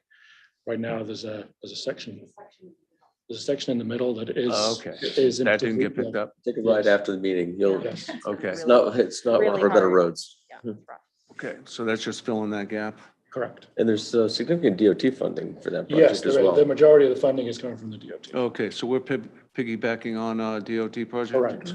There's certain local funds because it's in and out of the urban compact, but the majority of those funds for Black Point Road are DOT. Is that also the case with the Spurwink pedestrian traffic updates? Is that also a DOT project? No, that's how it was. Could you tell me a little bit about the Mitchell Hill? Because I go out there frequently. I know some guy that lives out there, and it needs some work, but like what's going to be done? How far out is that? Because that's a significant project, right? I mean, it sounds like a 1.5. I don't know really how much you get out of 1.5 anymore, but. So Mitchell Hill Road, when it was originally built, was just basically a narrow path. They didn't really go anyway. It didn't take a higher volume of traffic. In recent years, there's been a substantial increase in the amount of traffic that road is taking. There's a lot of traffic that comes in and out of Gorham on a daily basis. Obviously, if you go down there, there is a very steep hill, right, as you get into Gorham. And there's some pretty substantial drainage issues along that section. Okay. And there is also several other drainage issues along that between homes. Plus, there's a river down at the base. Isn't that a river? It's an unset. The Yeah, drainage unset, will, yes. So the project is from the river, from the town line, all the way back to Holmes Road. Correct. Oh, okay, so it does. It's the entire all the way back length. to Holmes Road.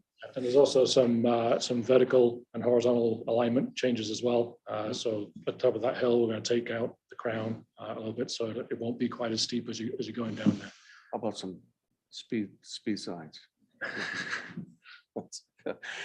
This is curiosity, because I had this recently done, your shop flooring resurfacing. That's quite a significant amount of money. Was that RFP'd? So right now, it has not been, it will be. We've just got an estimate from some professionals in the industry. We don't have any solid quotes on those numbers. So what that is, that's Public Works is a 48,000 square foot building. It was built in the 80s. It wasn't purpose built as a Public Works facility.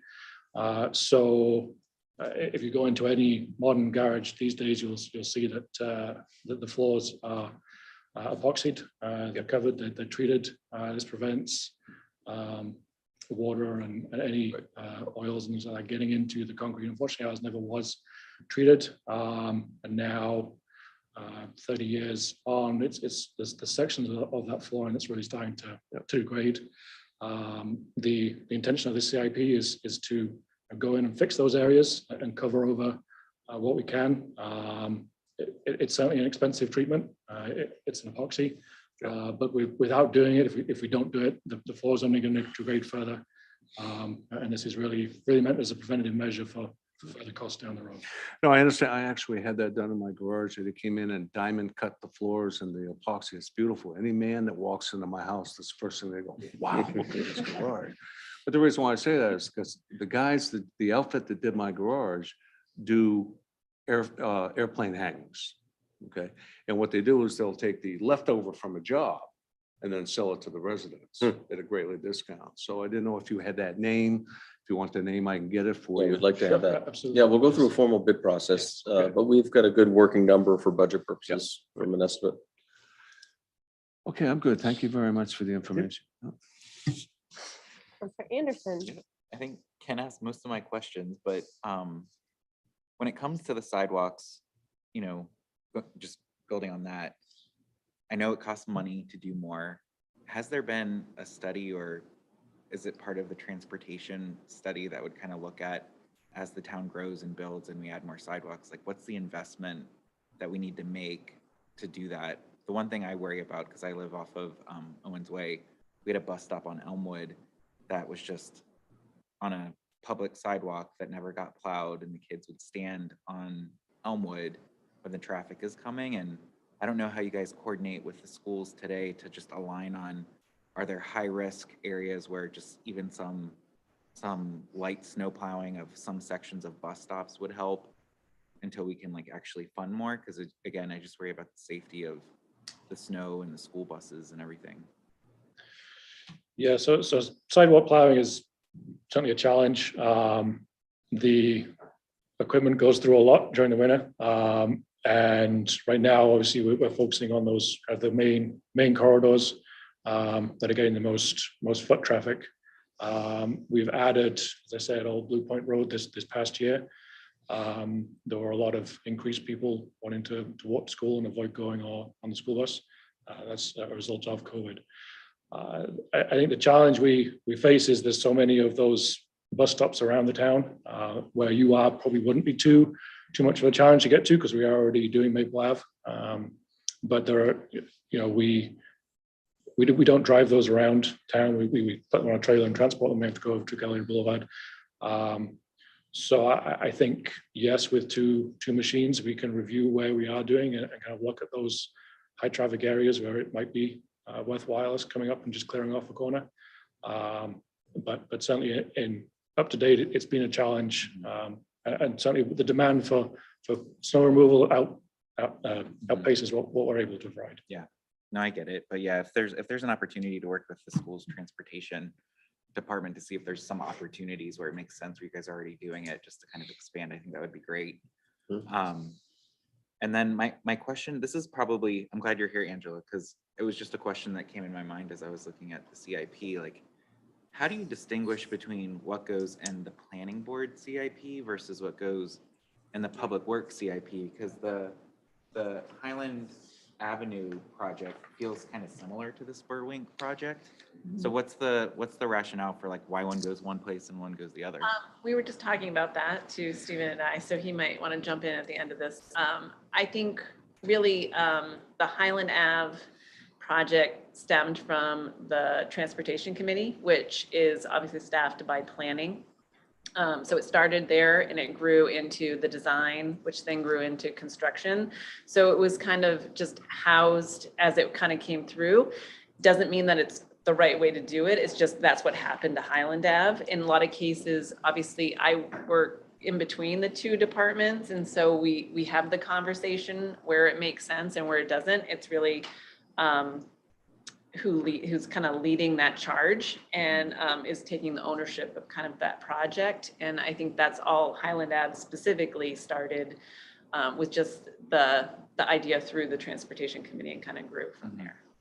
Yeah, I think historically a lot of the kind of split has been along public works working on existing infrastructure, whereas the planning department working on kind of new proposals, which would fall under the Highland Ave. It's a new sidewalk, multipath.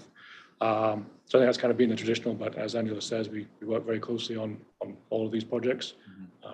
So I think in terms of it being the transportation committee first, it just made sense for that one to go in under planning. Great. And given that we're using ARPA funds to fund the Spur Wing project, Tom, I don't know how much balance of ARPA funds we have after all the budget stuff comes out.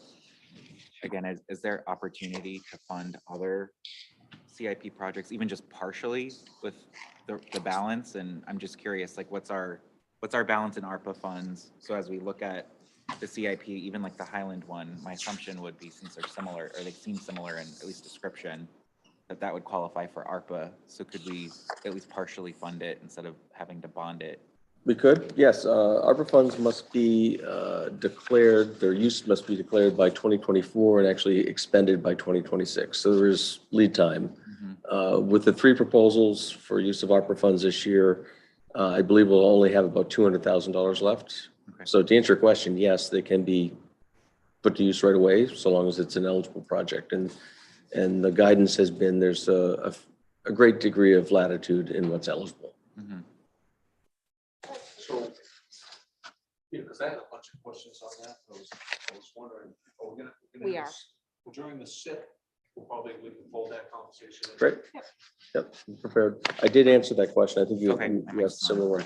There are a lot of small appropriated items that Yep, we can definitely circle back to we'll definitely get. have a 200 priorities discussion, certainly. 200,000 isn't much, No. but I mean, if we have it, unless, again, if there's other things you're thinking longer term that. Not necessarily. I just, I like the 3 proposals that I brought forward because I think there's very good, clear support and kind of clarity as to what we're doing and why we're doing it. I'm not opposed to kind of spending this money down sooner than later, to be honest with you, but frankly, I wanted to have this conversation. I think that was the only questions I had. Thank you, guys. You did a great job. Yeah, thank you very much.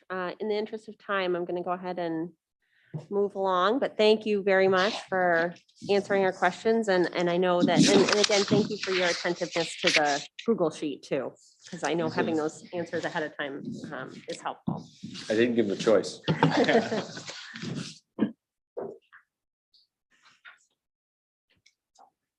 And last for today, certainly not least, welcome our Just community, a simple department. community services. This one will be a breeze. This is the infographic that I forgot that you referenced. Oh, thank you. I'll drop it in the folder so you have it. Oh, perfect. Thank you, Yeah, Todd. sure. Apologize. This might be a good thing for you, but I'm battling a migraine, so it might be a little less wordy than normal, but Oh, I'm we'll like, be good. So, thank you. All right, well, again, thanks for having us. We'll get right into the overview. And so last year we spent a lot of time in looking at inclusive versus exclusive and kind of how our budget landed and how we're funded, which is kind of a complicated piece. So dialed it down this year, really where our budget is built up of these divisions, which is administration, which handles, our lead management, cable, and passports, intergenerational, which is childcare and summer camps, and senior programming, recreation, which is pretty much our youth sports and active hub, parks and grounds, which handles all of our outdoor space. I think there's 36 parcels we take care of in town, including preparation and all the gameplay for the high school and middle school. The hub budget section, which we added last year, as well as our beach section.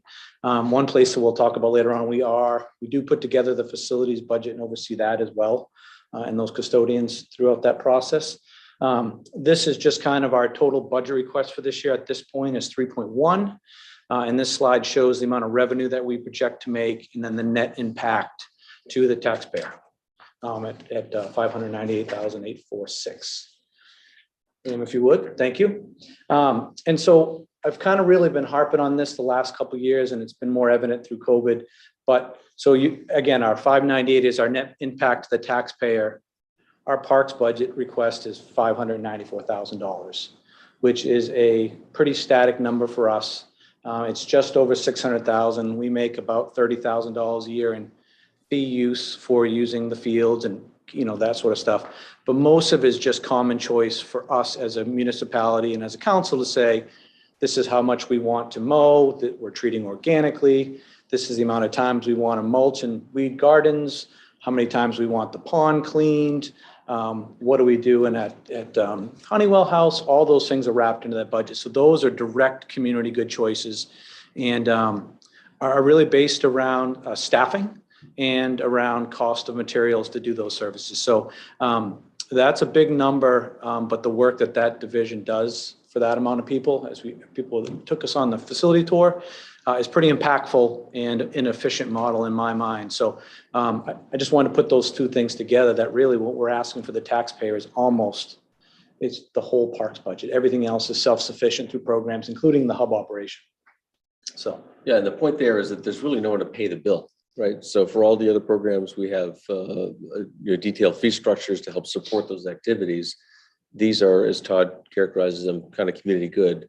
Also wrapped up into this is our support of the athletics program at middle school and high school. And historically, there's not been any compensation, if you will, for that effort. But that's a conversation we continue to have with them. Yeah. So. All set, Liam, thank you.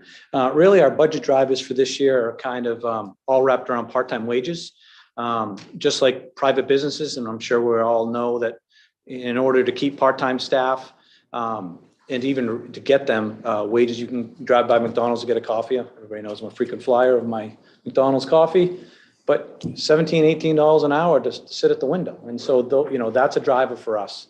And I've got some more detail on there. We are also in this budget returning our part-time programming staff to pre-COVID levels, and previous budgets were driven on space in the school, where when they gave us the analyticals to say you can only have so many kids, so many space, well, that was based on how many staff we needed. So we're getting that back to where it was pre-COVID. And then with the combination of, our range of pay was between minimum wage, to $16 an hour for our lead site supervisors. We're in the range now between 15 and 19, and we're still struggling to get folks. And so that's part of our piece here. And so really in the net budget, 171,000 of the 175 net request is really driven by our part-time. And I'll show you in the next slide here in a second where those go. And that's volume of hours, and that's wage increases. Another thing that we're seeing across the board, and it's definitely a choice. I'm pretty sure it's pretty common across the private market as well, but people are looking for flexible full-time hours. And we're not in the place anymore where we get 40 summer camp applications and we're holding 3 or 4 rounds of interviews and dialing down to the best 6. We are holding interviews for everybody that applies and taking the folks that we think we can train and build. We're not receiving a lot of qualified staff. We're not seeing the college kid. We're not seeing the teacher for the summer. Everybody is just cooked. And so what we are seeing, though, is where we may run summer camp with 40 counselors, we're needing to hire 45 because some only want to work 20 hours and I can only work on Tuesdays, but I need every other Friday off. And before we would say, you either work 8 weeks or you don't work for us. We're not in that position anymore to do. So our management of part-time staff, the recruitment, the retainment, is definitely an ongoing challenge for us. And so those are really the budget drivers for our staff this year. Liam? So we manage over 50,000 hours of part-time staff across our department annually, between seasonal and year-round permanent part-time. And so this graph shows where those wage increases in the budget as far as part-time and how much and where those are. And so just a quick overview of that. We can go in more detail later if you'd like, but in our cable budget, we're trying to increase the hours of our cable operation based on the amount of meetings and the professionalism that we're looking for. And some of the things we're asking to produce through the communication committee. We've increased those hours in the wages and trying to hope to retain the quality staff that we do have. And then also grow and plan for the future. Recreation side, a lot of that increase is around our part-time camps. So we contract a lot of our week camps, not summer camp as we know the traditional 8 weeks. And once those are either by the hour, percentage of revenue. And so we receive the money and then we pay them back. And so we're thinking we'll be back into our kind of full complement of summer camps this year. The camps, one down bottom is summer camp. Those are bringing number of hours and staff back up. Childcare is the same. And then our beaches is probably the most flexible number there. And I'll explain what I mean is that we open for business. We open the Bayview meters, which is the attendant, which is handled through the police department on May 1st. And then we activate our lots the Friday of Memorial Day weekend. And so that number is budgeted this year to show staff every day that we're supposed to be open. The last couple of years, we haven't been able to get staff that early. So we're trying to figure out what we can because it's revenue lost. And so for those of you that don't know, Ryan Colpitz, our beach manager, just resigned. And so we've got that position open right now. He's gone into the private field. So we are in that exercise at the moment. And so we are looking at, and that's where a lot of the increases come, trying to actually budget for having the authority to spend, the revenue. If we make more revenue, it'll offset and there's a projection there. But to have the ability to spend that line to say, okay, we're going to have one person at Ferry, one at Higgins, and one through the whole time we're open. And if we don't get them, we don't spend it. And if it's a rainy day, we don't staff it. So that's really kind of how that breaks out this year for us. Is it fair to say, Todd, with the exception of cable and miscellaneous on this chart, there's revenue to offset these additional costs for both for recreation camps? Absolutely. And beaches? cable, when we get to the budget, really everything we do with the amount of revenue that's produced above and beyond from the other programs, admin, cable, the facility we're in right now are all covered costs by the program revenues, whether that's for cable franchise, whether that's revenue from a program, whether that's a rental. Same thing with the beach increases. Really the one that we don't is, and it's not on here, we don't have a parks part-time increase this year because we'll be lucky if we can get two. Just a final point, this council might recall Todd and his advisory committee brought forward a proposal for fee increases at the beaches, and you chose not to pursue that. And so this budget reflects that status quo. Thank you. Again, common slide across the board is community needs as responding to that. And we've been kind of doing that through COVID because everybody wanted to get outside. And so we've redeployed staff about who's where, what, and most of it's been turned to the outside. We have been looking at how do we increase our outdoor recreational opportunities, whether that's conversations with land trust, how are we using planning more for our outside parks?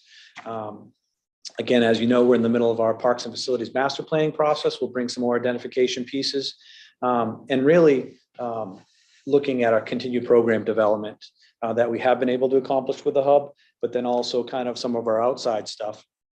And we're, not that I want Ryan to go, it does provide an opportunity for look at that job description and what are the priorities, whether that's focusing a little more on adult or outside programming or some outside education enrichment. So we're going to run through that exercise and try to really look for the fit for where we're going. And then try to figure out how we pick up for Ryan's loss. So that's kind of how we're working through that right now. And then new initiatives, again, is, hoping to get approval to negotiate and look at a 3-year lease for 418 Payne Road. I know the conversations in the past started with hybrid care, and then it started with a singular lease. And the conversation was 1 more year, not, I still stand by my previous statement is I don't believe the hub is our long-term solution. I don't think a 3-year lease is a long-term solution. Based on COVID, we've been 2 years into this process. And just for the council, when we put a new program out there, it's literally a 3-month process between getting the idea, vetting the formula, advertising it long enough, doing a registration period, and then running the program. And so you can see that chart that it kind of just the graphic in front of us. We've produced a lot of new programs. And really what our hopes around the getting permission to look at the lease is stability. It's security for our residents that have come used to the programming. It's security for parents that have committed to childcare or a preschooling program, and they're registering now for the fall. And that's kind of secular. And it's really tough to, for example, today, build programs that may not be in place in October because we may not be there. And so that's really kind of where we're looking. The second caveat to the extension is that This will allow us to run the course based on the community survey, continue community center research, how it fits into so many paths. We're not going to spend time tonight, but downs, school repurpose, addition, somewhere else, whatever that means. This gives us that time as a community to decide what and where and how we continue to meet the requests that we've obviously saw through the community survey. So that's kind of where we are with that right now. This lease item will come before council in early June.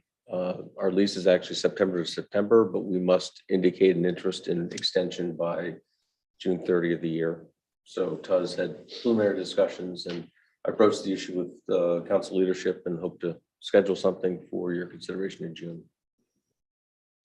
And then key capital investments, and I know we're talking CIP, but just for conversational purpose. And again, part of I didn't want to duplicate the slides as far as initiatives and kind of reaction to the survey request. But again, ongoing community center development design. I think the key here is really setting a path. We've had conversations since the 70s, but really it's about using the funds here to put a design together, to talk about feasibility, so everybody understands truly what we're talking about. We're looking to make investments. A lot of the parks have walking paths around the outside that we just haven't been able to keep up with internally. And so we're looking to contract those and get those refurbished and for each neighborhood that they're in. Again, we've had numerous asks about water bottles and fillers and fountains at parks, as people are out and about. And then this will be a common theme, and I'm sure it'll come up in the facilities master plan, but we need, regardless of what that is, we need to start renovating some of our existing facilities. Our concession stands are starting to show their age, doors starting to rust, roofs starting to leak, trim falling off. And so those are just things that we don't have the people power inside of our department to take on. So those are things we'd be looked to contract, and those again can be discussed in the CIP, and then obviously rank for preference and funding opportunities. And then what do we got? Next one, budget notes. And so again, talking about things on the horizon, Scarborough has a lot of wonderful resources and assets, but it's about maintaining. And so our tennis courts need a complete rebuild. We've talked about it for the last couple of budget cycles, and it's been COVID and then push off. They are built in the 70s, and we're not seeing a refresh to those without some significant investment. Same thing with our skate park. We're looking, they'll be coming back with a surface overlay, and if there's opportunities within the operational budget to get that done at the end of the year, I'll make that recommendation. Again, continue park to manage renovation replacement. Putting a bench in a park is a $2,000 investment. When you talk about the bench and the pad, those aren't little when you have 10 or 12 of those in a park. And so fencing, those type of things, we're getting to that point now where we got to kind of start chipping away a little at a time. And so one thing I am looking forward to from the Parks Master Plan is just we're going to get a good kind of inventory of what we had, GIS maps, we can start doing some better tracking and then planning for investments. And then, this is a new topic for me, but I wanted to make it as a kind of on the horizon. I'm really looking at our staffing plan and how do we meet the increasing demands and expectations of our residents. If I don't get a phone call a day on, can we get 3 calls today? I want more kayak racks at the beaches, and how do we do it?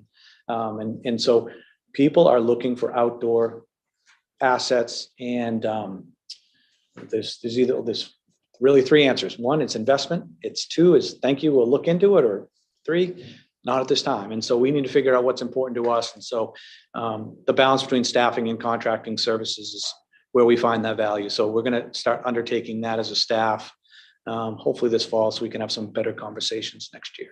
So, and then that's where I'm at for this year's presentation. Awesome. Thank you, Todd. Sure. Does this, and I apologize if I missed this, does your budget include returning to the schools for before and after care? Or is that service still going to be delivered only at the hub? No, so right now, we've been all year at the schools. So before and after care, we've used the hub for overflow as we've needed it. Presently, we have 8 corners aftercare at the hub, before and after care, because we didn't have the staff. And so we had put folks in the building so I could have 1 person with before and after care and another full-timer rotated down. And it's, we've only been able to keep up with the part-time shortages because our full-timers have all stepped up and everybody's been at aftercare and rotating shifts. And so the plan is to get back to re-advertising. We have no restrictions. We have been a little smarter. Well, for us, it's been a little more strategic, not smarter, on how we've filled our childcare, because before, in previous, we would just take every number knowing we get staff. Well, last year we didn't, and all of our full-timers were reallocated to different things and shifting. And so this year, when we've done registration, as we hire a counselor, we let 4 or 5 more kids in. Same thing we're doing for summer camp. We just did 4 interviews last week, and we've got about 35 kids still on the wait list for summer camp. And so once we bring those kiddos, those staffers on board, then we'll go get the next 10 and bring them on. So our goal is to get staffed and strategic and really allow our staff to get back to supervising and training and enriching and growing staff so they want to stay and not burn them out where they leave and we're back at the same spot. So that's the goal, to get the managers and the full-timers back to ensure quality versus just level of service of, so. Great, thank you. Yeah.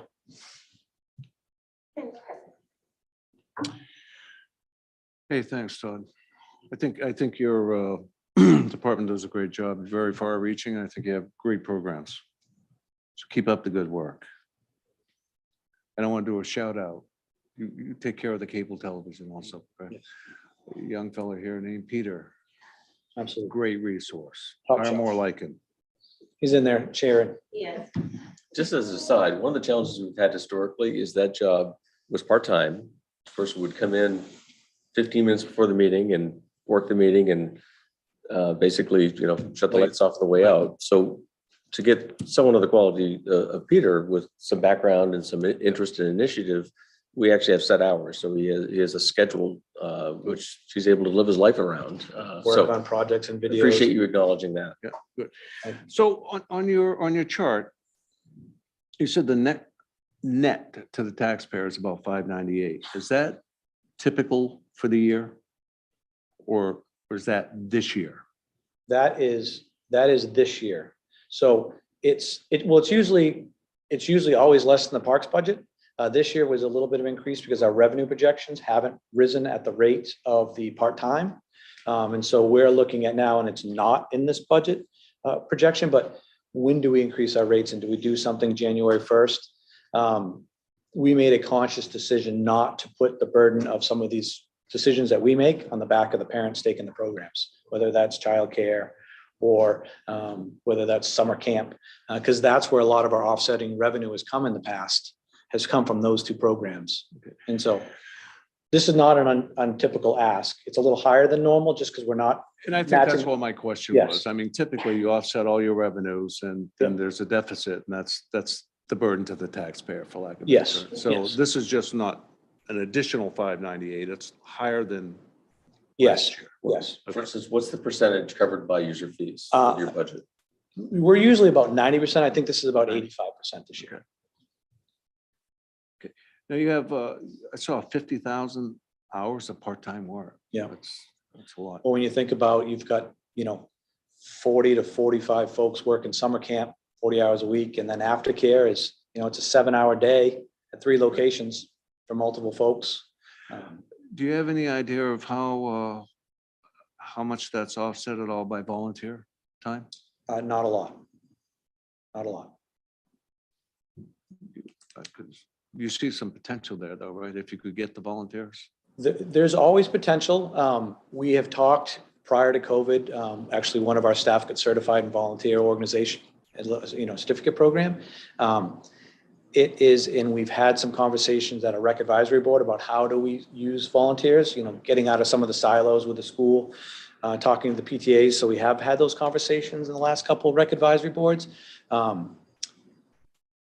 We just need some stability with getting out of COVID, getting our staff back into a lot of our full-time staff. I mean, there's not a day that I'm not cleaning a bathroom or going down to fill in while somebody's doing something. I mean, everything we've done is without additional staff besides adding the custodian at the hub and the part-time front desk person. It's all been picked up by full-time staff, whether that's adding contracted services. And so we really need this time to get reestablished, get back to status quo, and then figure out initiatives like a volunteer program. And it's I'm sure you understand, it's not an easy undertaking when you're looking at recruitment, retainment, training, making sure they meet our standards as far as supervising children. And making sure that we're accountable for what we're giving to the parents. Well, I see that you're definitely getting more flexible, like everybody has to. Yep. Even the top economists still can't figure out where everybody went. Yeah. Okay. So to 64. Yeah, well, yes, so to Tom's point, I'm sorry, we do, all of our rec programs are volunteer based. I mean, 50, 60 coaches, those are all volunteers. Yep. So in my mind, we've been asked, well, can we get volunteers to offset at the childcare sites and summer camps? But Tom's right, all of our, that's thousands of hours of volunteer time, so. Now, look, I'm not going to beat you up on this. Go ahead. I seek, I'm last, you can just. I seek understanding. Yeah. Okay. Tom, before you bring forward this 3-year lease to the town council, we're going to have a workshop on that, or is that going to be a function of this committee? It's entirely up to council leadership, how you'd like to handle it. Here we go, guy. Okay. I understand once you get space and you start using the space, you don't want to give that space up. Yep. So I understand that, but I can't help but remember last year, we were doing the same thing. I wasn't on the finance committee, but we were in the town council and and you said you nowhere could see extending that lease at the hub another year. So what was the plan last year to get out of that? Well, not to split hairs, but I don't think those were my words. But I might have paraphrased. okay, just checking. I believe my words were, I don't see it as a long-term solution to our goal. The plan has always been to try to meet the needs of, increased childcare. It was trying to meet, where do our seniors go? They're still with us at the building. We still don't have space at Martin's Point. And so part of it was, as we got there and realized what we were doing, what we were being asked was, trust me, I almost lost a couple staff over this, pushing them to continue to build programming, because that's the only way you ever get a facility. This is to me, this is a stage for, can we handle a community center? What does it mean? How are we filling those things? And so I think it would have been reckless of me to just sit back and meet our initial intent of hybrid care and say, thank you for what that is. And, here's all the other things we can do with a space like this. And now it's about me bringing forward what I think this town deserves and what I should be doing with the job and the staff. And then really it's going to come back to, does the council and the town want to continue in that area? Because the one challenge that Scarborough is rich in is outdoor assets, but indoor assets. We've got some beautiful schools, but we can't get anywhere near them until 3 o'clock in the afternoon. And then it's on a preliminary schedule. And that's not a knock on the school. That's just safety and then how programmed they are. So for us, it's always been about, we know we can do more and just wanted to show that we can. And it's really going to come back to council where we want to go with that. And again, I understand how things evolve. But what's this lease is for 3 years. Yeah, so To extend the our lease. landlord has asked for 3 years. She is the lead leaser. She was good with the first year and the second year. The building is potentially on the market. She rejected an offer. And she's, to be transparent, looking for a little security on her side too. To know it's not a day-to-day. This is a partnership. Less than 3 years. They're insisting on 3 years. Right. So what is the plan after 3 years? So we don't. So I can't give you a plan after 3. I can give you a plan for the next 6 months. If you fund a community service study, we'll start working on that and see where that leads the town. If you fund this lease, it'll allow us to continue building programming. And this really allows us a pathway to, this allows multiple pathways to happen. We can continue down the community center path if that's what we so choose as a community. It allows us to work. Are we having a new K school? And is there an opportunity there that we should look into and vet? Or is this just not what the town wants? And, we have a 3-year lease. And when we come back to look at that, we're always trying to be 6 months ahead of the lease, what that means. No, I get it. It's just, as you build out the programs, you're going to get more people involved in the program. That's a good thing, right? It is a good thing. So it's not a good thing though, at the end of the 3 years and this building gets sold and we have no place to go. So that's why I'm driving for a plan. Okay, I would like to see some semblance of a plan for an end game after the 3-year lease. Okay, that would make me feel more comfortable with a 3-year lease. And it's the price, but what do we pay for that lease? About $239,000. Yeah, it's 188 for the lease. Oh, 180. Yeah. Okay, Plus that's the- very nice. Plus the, off. plus Plus the the- triple net cost, you know what I mean? Utilities and such. Yeah. Yeah. Any way to negotiate that with a longer lease to save a little bit of money or? So this, based on the numbers that I preliminary conversations, that's kind of where we're at in the sense of, I didn't want to go above my scope of work. I said I would be willing to discuss a 3-year lease and bring it to council. And then once we got approval to have the conversation, then I'd go back and we could talk about, Okay. the initial one that I have right now is keeping this year flat. Right. And so to me, that's a gain in this economy. But again, that's driven by what you'd like to see and, Is the revenue generated out of that location? Does it offset the lease? it doesn't offset the lease 100% at this time. No, we have our, Close? what's that? Is it close? So it's close. You'll notice in your budget, and this year, when you look at the hub budget, it's expense. And so what I did this year is, because we use so much staff and, I didn't go buy all new supplies for a program. I shared it from childcare. And so things were really starting to get messy as far as what percentage of what person's staff time and that. So when you look at the budget this year, you'll see in the intergenerational, there is the Plover program, which is our preschool program, the expense and the revenue.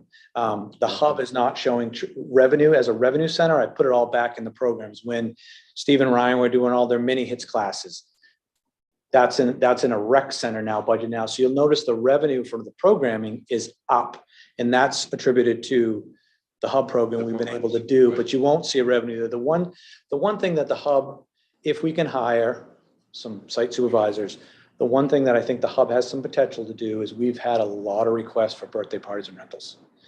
Since we've had open houses, we just don't have the weekend staff to support that. And so we haven't designed a plan of, come rent the warehouse and use all the supplies for $100, whatever that turns out to be. And so I want to make sure that we can get some part-time staff on board before we take that next venture. So that is a potential revenue potential in this facility. So. Well, speaking of that on revenue, do we, I've noticed the white tents that we have out on occasion, like down by the tennis courts or something for All outings. school. Are those ours or are we No, renting those? we own the one that's at the end of the playground.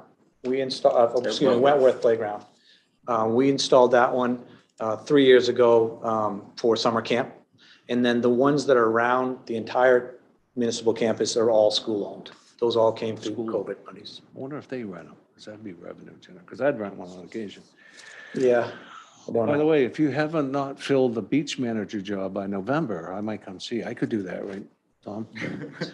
I don't have to wait any time period, so I might. Actually, I'm looking for a part-time one right now if you're I'll looking tell for a you, if I job. could drive that red truck and empty the garbage cans, have my dog with me, I'd be with you. And I'm up at 4 a.m., I'd be with you all day long. www.scarborough.org. Counselor Anderson, do you? Well, there's blue trucks and Questions there's for no dogs allowed. Todd? Yeah, and no smoking. Yeah.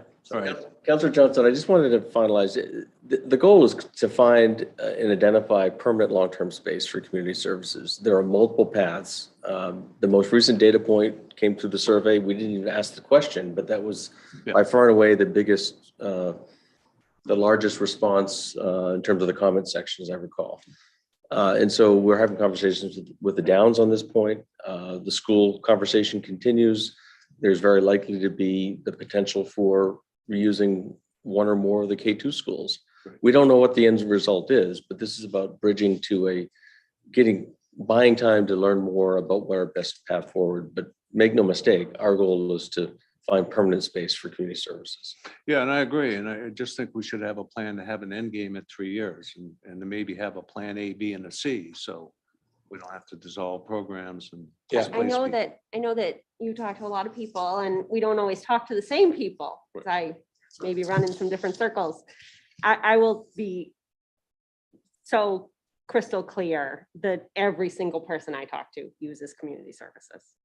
Every single person relies on at least one program that is run by Todd's department. And especially during COVID, it was a salvation for so many people.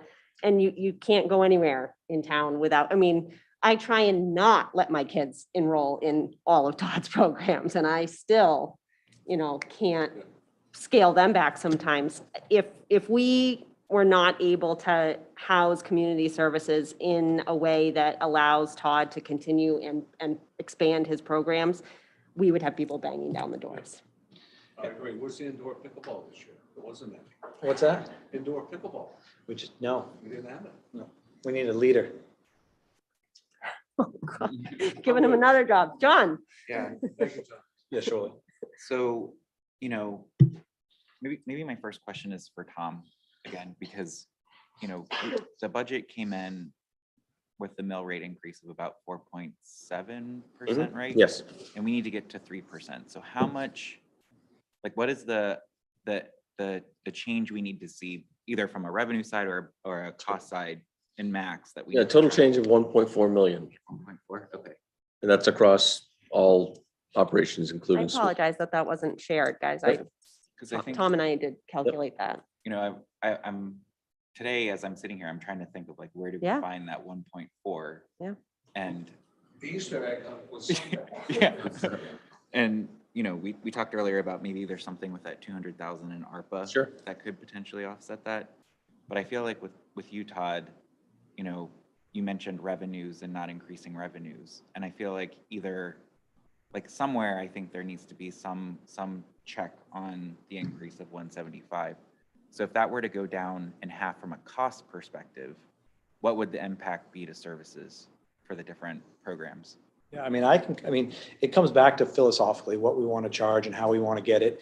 And the one thing with revenues, just to be transparent, is that just because we raise the fees doesn't mean we create more revenue. Sometimes we outprice a service, sometimes we outvalue a service. And so I don't mind going through that exercise. I just want to be strategic and conscious around how we implement those things. And also the timeliness of it, because there is a real childcare shortfall in this area. And the last thing I want to do is put a family in check where they don't have 3 or 4 months to find something. And so part of our thing needs to be, how do we transition to that to give enough notice? And it's just like the conversation around a 3-year lease for the hub. I'm happy to run that exercise. Tom and I have had a lot of conversation around it, but that decision needs to happen in year 2, not at the end of year 3 when we've built something up. It needs to be a foreshadow of where we're going and how do we maintain something. And so I can look at revenue projections and talk about where I go. We've had some conversations about some of the part-time methodology that I use this year, especially with the beaches, funding every hour, so I can dial down some of those without offering, philosophical and fundamental things yet. But yeah, my job is to provide what I think we need and then figure out how do we fund it. And then if we can't decide that it's fiscally not sustainable, then where we make those choices. And so I just need some guidance of kind of where we want to go with those, whether that's a revenue or a asset or a, like I said, and that's why I really focused around the parks budget is most of those things all of them make money in one way or another. It's really about our choices in the parks and the level of service we expect. And then also, and it's a philosophical decision. I'm not asking for any money from the school, but half of our time goes to that operation. And so, those are decisions that I don't make. So, and I'm not asking for transfer of money to make my budget look better and theirs worse. That's not what I'm saying, but there's certain decisions that have been made and we're in that process. And if we're going to look at a new process, that takes a little time to go through. So, again, like I'm struggling when I look at page 213, when I'm looking at your. Is that one of the questions you asked, John, that I answered? So I printed all those up. Yeah. No, new one? That was a new one. Okay, I don't have 213 if I'm sorry. So, yeah, like what you said was grounds and facilities is the big cost driver that doesn't recover. In 2020, the total cost there was 481, and now we're at 649. And in 2020, we were able to offset those costs and get in at the same amount like you're proposing in 2023 at the 584 in the 2020 column. So again, I'm struggling to understand how were we offering services and revenues in 2020 and able to essentially offset some of those costs, and now we're growing. Well, without going, I'm just like, this yeah, is sure. where I struggle looking at this. Yeah, I get without that. going back and looking at a 5-year history, you know what I mean? This is COVID. So, beach staffs, we weren't funding, park staff, we weren't empty, barrels, amount of staff, contracted services.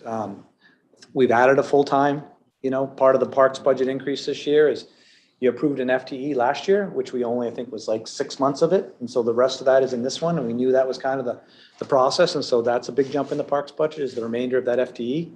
And I probably should have pointed that out. Is it fair to say prior to 2020, the parks budget was more closer to the 600, 650? No, I mean, again, it's tough to look in ratio, but when you talk about another full-time staff person, increase in contracted services, since that time, we've added a contracted service on taking care of the pond as it, we're talking tens of thousands of dollars in contracted services to meet some of the demands of some of the maintenance that we've done, we've added a brand new bed length of the park going down the road.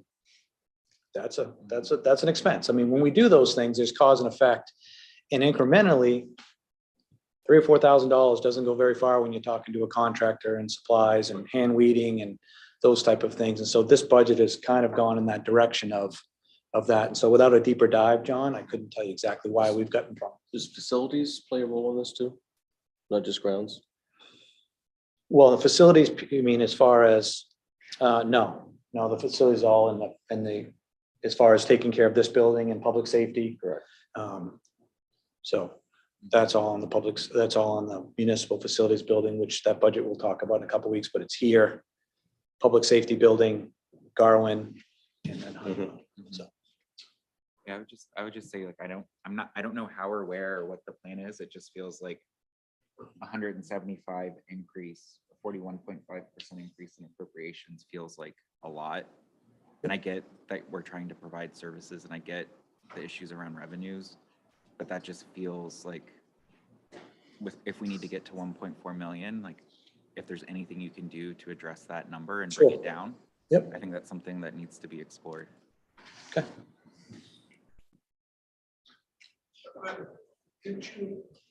Wasn't our NEP program community service? What happened? We're no longer, the rules changed from the federal government, and we're no longer allowed to get.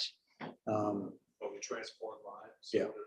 Yeah, Nicole handled that program. This is the second year we haven't been able to get them. Well, actually, this will be the third because it started at COVID.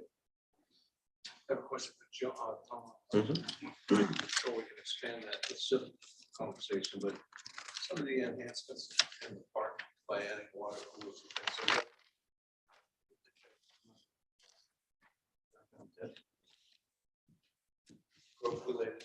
Depends where it is. I know one of those improvements was at Springbrook Park, so I'm not sure if it would qualify. Well, there's two proposed in this budget. One is here at Memorial and the other one's at Springbrook this year, and then follow up the other parks kind of. Potentially. Okay. Go ahead, Dawn. You want to go first? No, go ahead. I'll be fast. I think Todd and his group, community services, deserve a medal for what they were able to do with getting programming in place and actually making the hub happen. So I think that was outstanding work. We're at a different point now, though, and now we're looking at the prospect of expanding, or extending a lease, and then building programming to fill the space. And as I understand it, one of the biggest limitations is finding skilled staff to work there, to deliver the services. So it's not a field of dreams situation here where we build it and they'll come, okay? If we lease it, we're not sure we're gonna be able to staff it. That's kind of what we're faced with. So I think we should be very cautious about making, even short-term commitments in terms of extending leases. So, that said, I think that, I think that we offer very high value services in general from community services, and year after year, I think the improvements we've made have been positive. I think also the process changes that Todd has made in order to take time to study it a little bit more to really identify the needs is really smart. So I'm glad we're taking the time to do that and actually spending some money on it. Todd, I was wondering if you could answer just one thing for me. I participated as a stakeholder recently in the survey, and it was explained to me as the Parks and Rec, it was the Parks and Facilities survey Can you help me distinguish that from the community center design project? Because I was getting a little bit confused about which is So, which. Again, what we're trying to sustain is a master plan, which gives us a 3 to 5 year roadmap of where we are. And so this is a parks and facilities plan, where this is about looking at the resources that we have, how we're maintaining them, what the impact based on use, and what the projection is. So you were part of those. We held 4 stakeholder groups, which had about 60 people in those different groups. And half of those groups were associated with the nonprofits that use our outdoor facilities, Little League, lacrosse. We invited land trusts, marsh, all the conservation groups. And so this is really about where they see choke points. And so we can plan for the future based on what we have for facilities. Most of our facilities are 20, 30 years old. Are they designed to meet what we have now for impact? And then also give us a chance to plan for the future where we see growth. I mean, if you asked anybody 20 years ago what a pickleball was, they thought you were crazy, and so now it's like, we may have enough tennis courts, but I can guarantee you it's going to come back. They want more pickleball courts. And so this is really about setting that path. So we as a community and us as a department can say, here's what we think we need based on the surveys directly from the residents, based on and plan financially to meet those, or postpone depending on the financial obligations we have in front of us. The difference between the community center is that a community center design would be actually to set that on a pathway to see. We've received feedback through the community center committee's work. We've seen feedback from the community survey that was just put out. The survey is getting designed and it'll go out to accompany the parks and facilities master planning process. We do have an opportunity if we want to get any sort of clarification on there, and we'll run through our committee and then also Tom, and as far as what we want to get out of that, and if there's certain things we want to dial down onto. But the money we're asking for is about putting pen to paper to say, here's what we know over the last 3 years, what people are asking for, and put some design together. Then actually we can start to answer the question of, what does it cost in today's market? Where is the feasibility offsets? What can we charge for? What are we willing to charge for? What are we willing to support? Because not everything is self-sufficient. When we talk about senior program, we don't make dollar for dollar. And allow those philosophical decisions to happen. So then we can answer a lot of the questions that we do get stalled up on, or we have gotten stalled up on for decades, of what does it cost? How are we running it? Who's it for? And then ultimately, answer the question about who is this for? Are we doing this for the residents of Scarborough? Are we doing this for private groups? Are we doing this for specialty groups? And put it down there and make those decisions. So I just like to offer this as you go forward on that journey that you just described in terms of further study and determining what the priorities are. And one would be to be sure that we're focusing on things that we consider core competencies, running beaches and parks, running programs that are within our experience and control, in areas where we are having a hard time, like the before and after care and some of the hub services. I think we should be very cautious about that because it may be much harder to do than we think. So I think we need to be very conservative and not overcommit and underdeliver. But the one thing that was helpful when you started from ground zero on this, you had a very clear business plan. It was easy to follow. We were able to see your modeling. You had the lease figure in there. I had a hard time finding 175K in 5 or 6 pages of your budget book. And even now we're having a hard time identifying that. So whatever you do going forward, I think, a business plan is certainly needed, but it also needs to be an operating plan with, what you expect you'll need in terms of services and what the costs will be, and in the same fashion that you did when we launched the bank. Thank you. Other questions or comments? Excellent, Well, thank you. Yeah, I would just say too, like, as you prepare your stuff for the lease, I think I've seen some stuff that you've provided in the past that's really good to give context to the value of, sorry for if I jumped in, for like the effect of the programming that you're providing and some of the metrics around it. I think it would just be good to refresh and remind the council, based on all the new programming you've been able to provide, other data you have, that shows the value of those services that you're providing. Because again, I think sometimes when we're looking at the numbers, we lose sight of the quality of the programming you're able to offer and how that really helps with, quality of life in Scarborough and helps the residents. That infograph, I see Ken has it right in front of him. I think in large part talks about what they've been able to do over the last couple of years in. That's just, those are new Space. programs we've added since school started. Yeah, that's not the name of the flowers. Yeah. Well, I was gonna say, Todd, I can't go home with just one of these, right? You can Like, have a whole pile. A, it's school vacation week, and B, I'll Yeah, have Nicole to made leave it in the as- car. It'll be a whole thing. These are designed by Nicole to be coloring sheet for the kids too, so yes. Yeah, yeah. All right, excellent. Any other questions or comments? As we wrap up, I will put in a plug tomorrow night at 6:30, from 6:30 to 8. We have our first budget roundtable that the community is invited to participate and engage with elected officials from both the town council and the school board to ask their questions and discuss the budget. The meeting location is here. Yes, okay.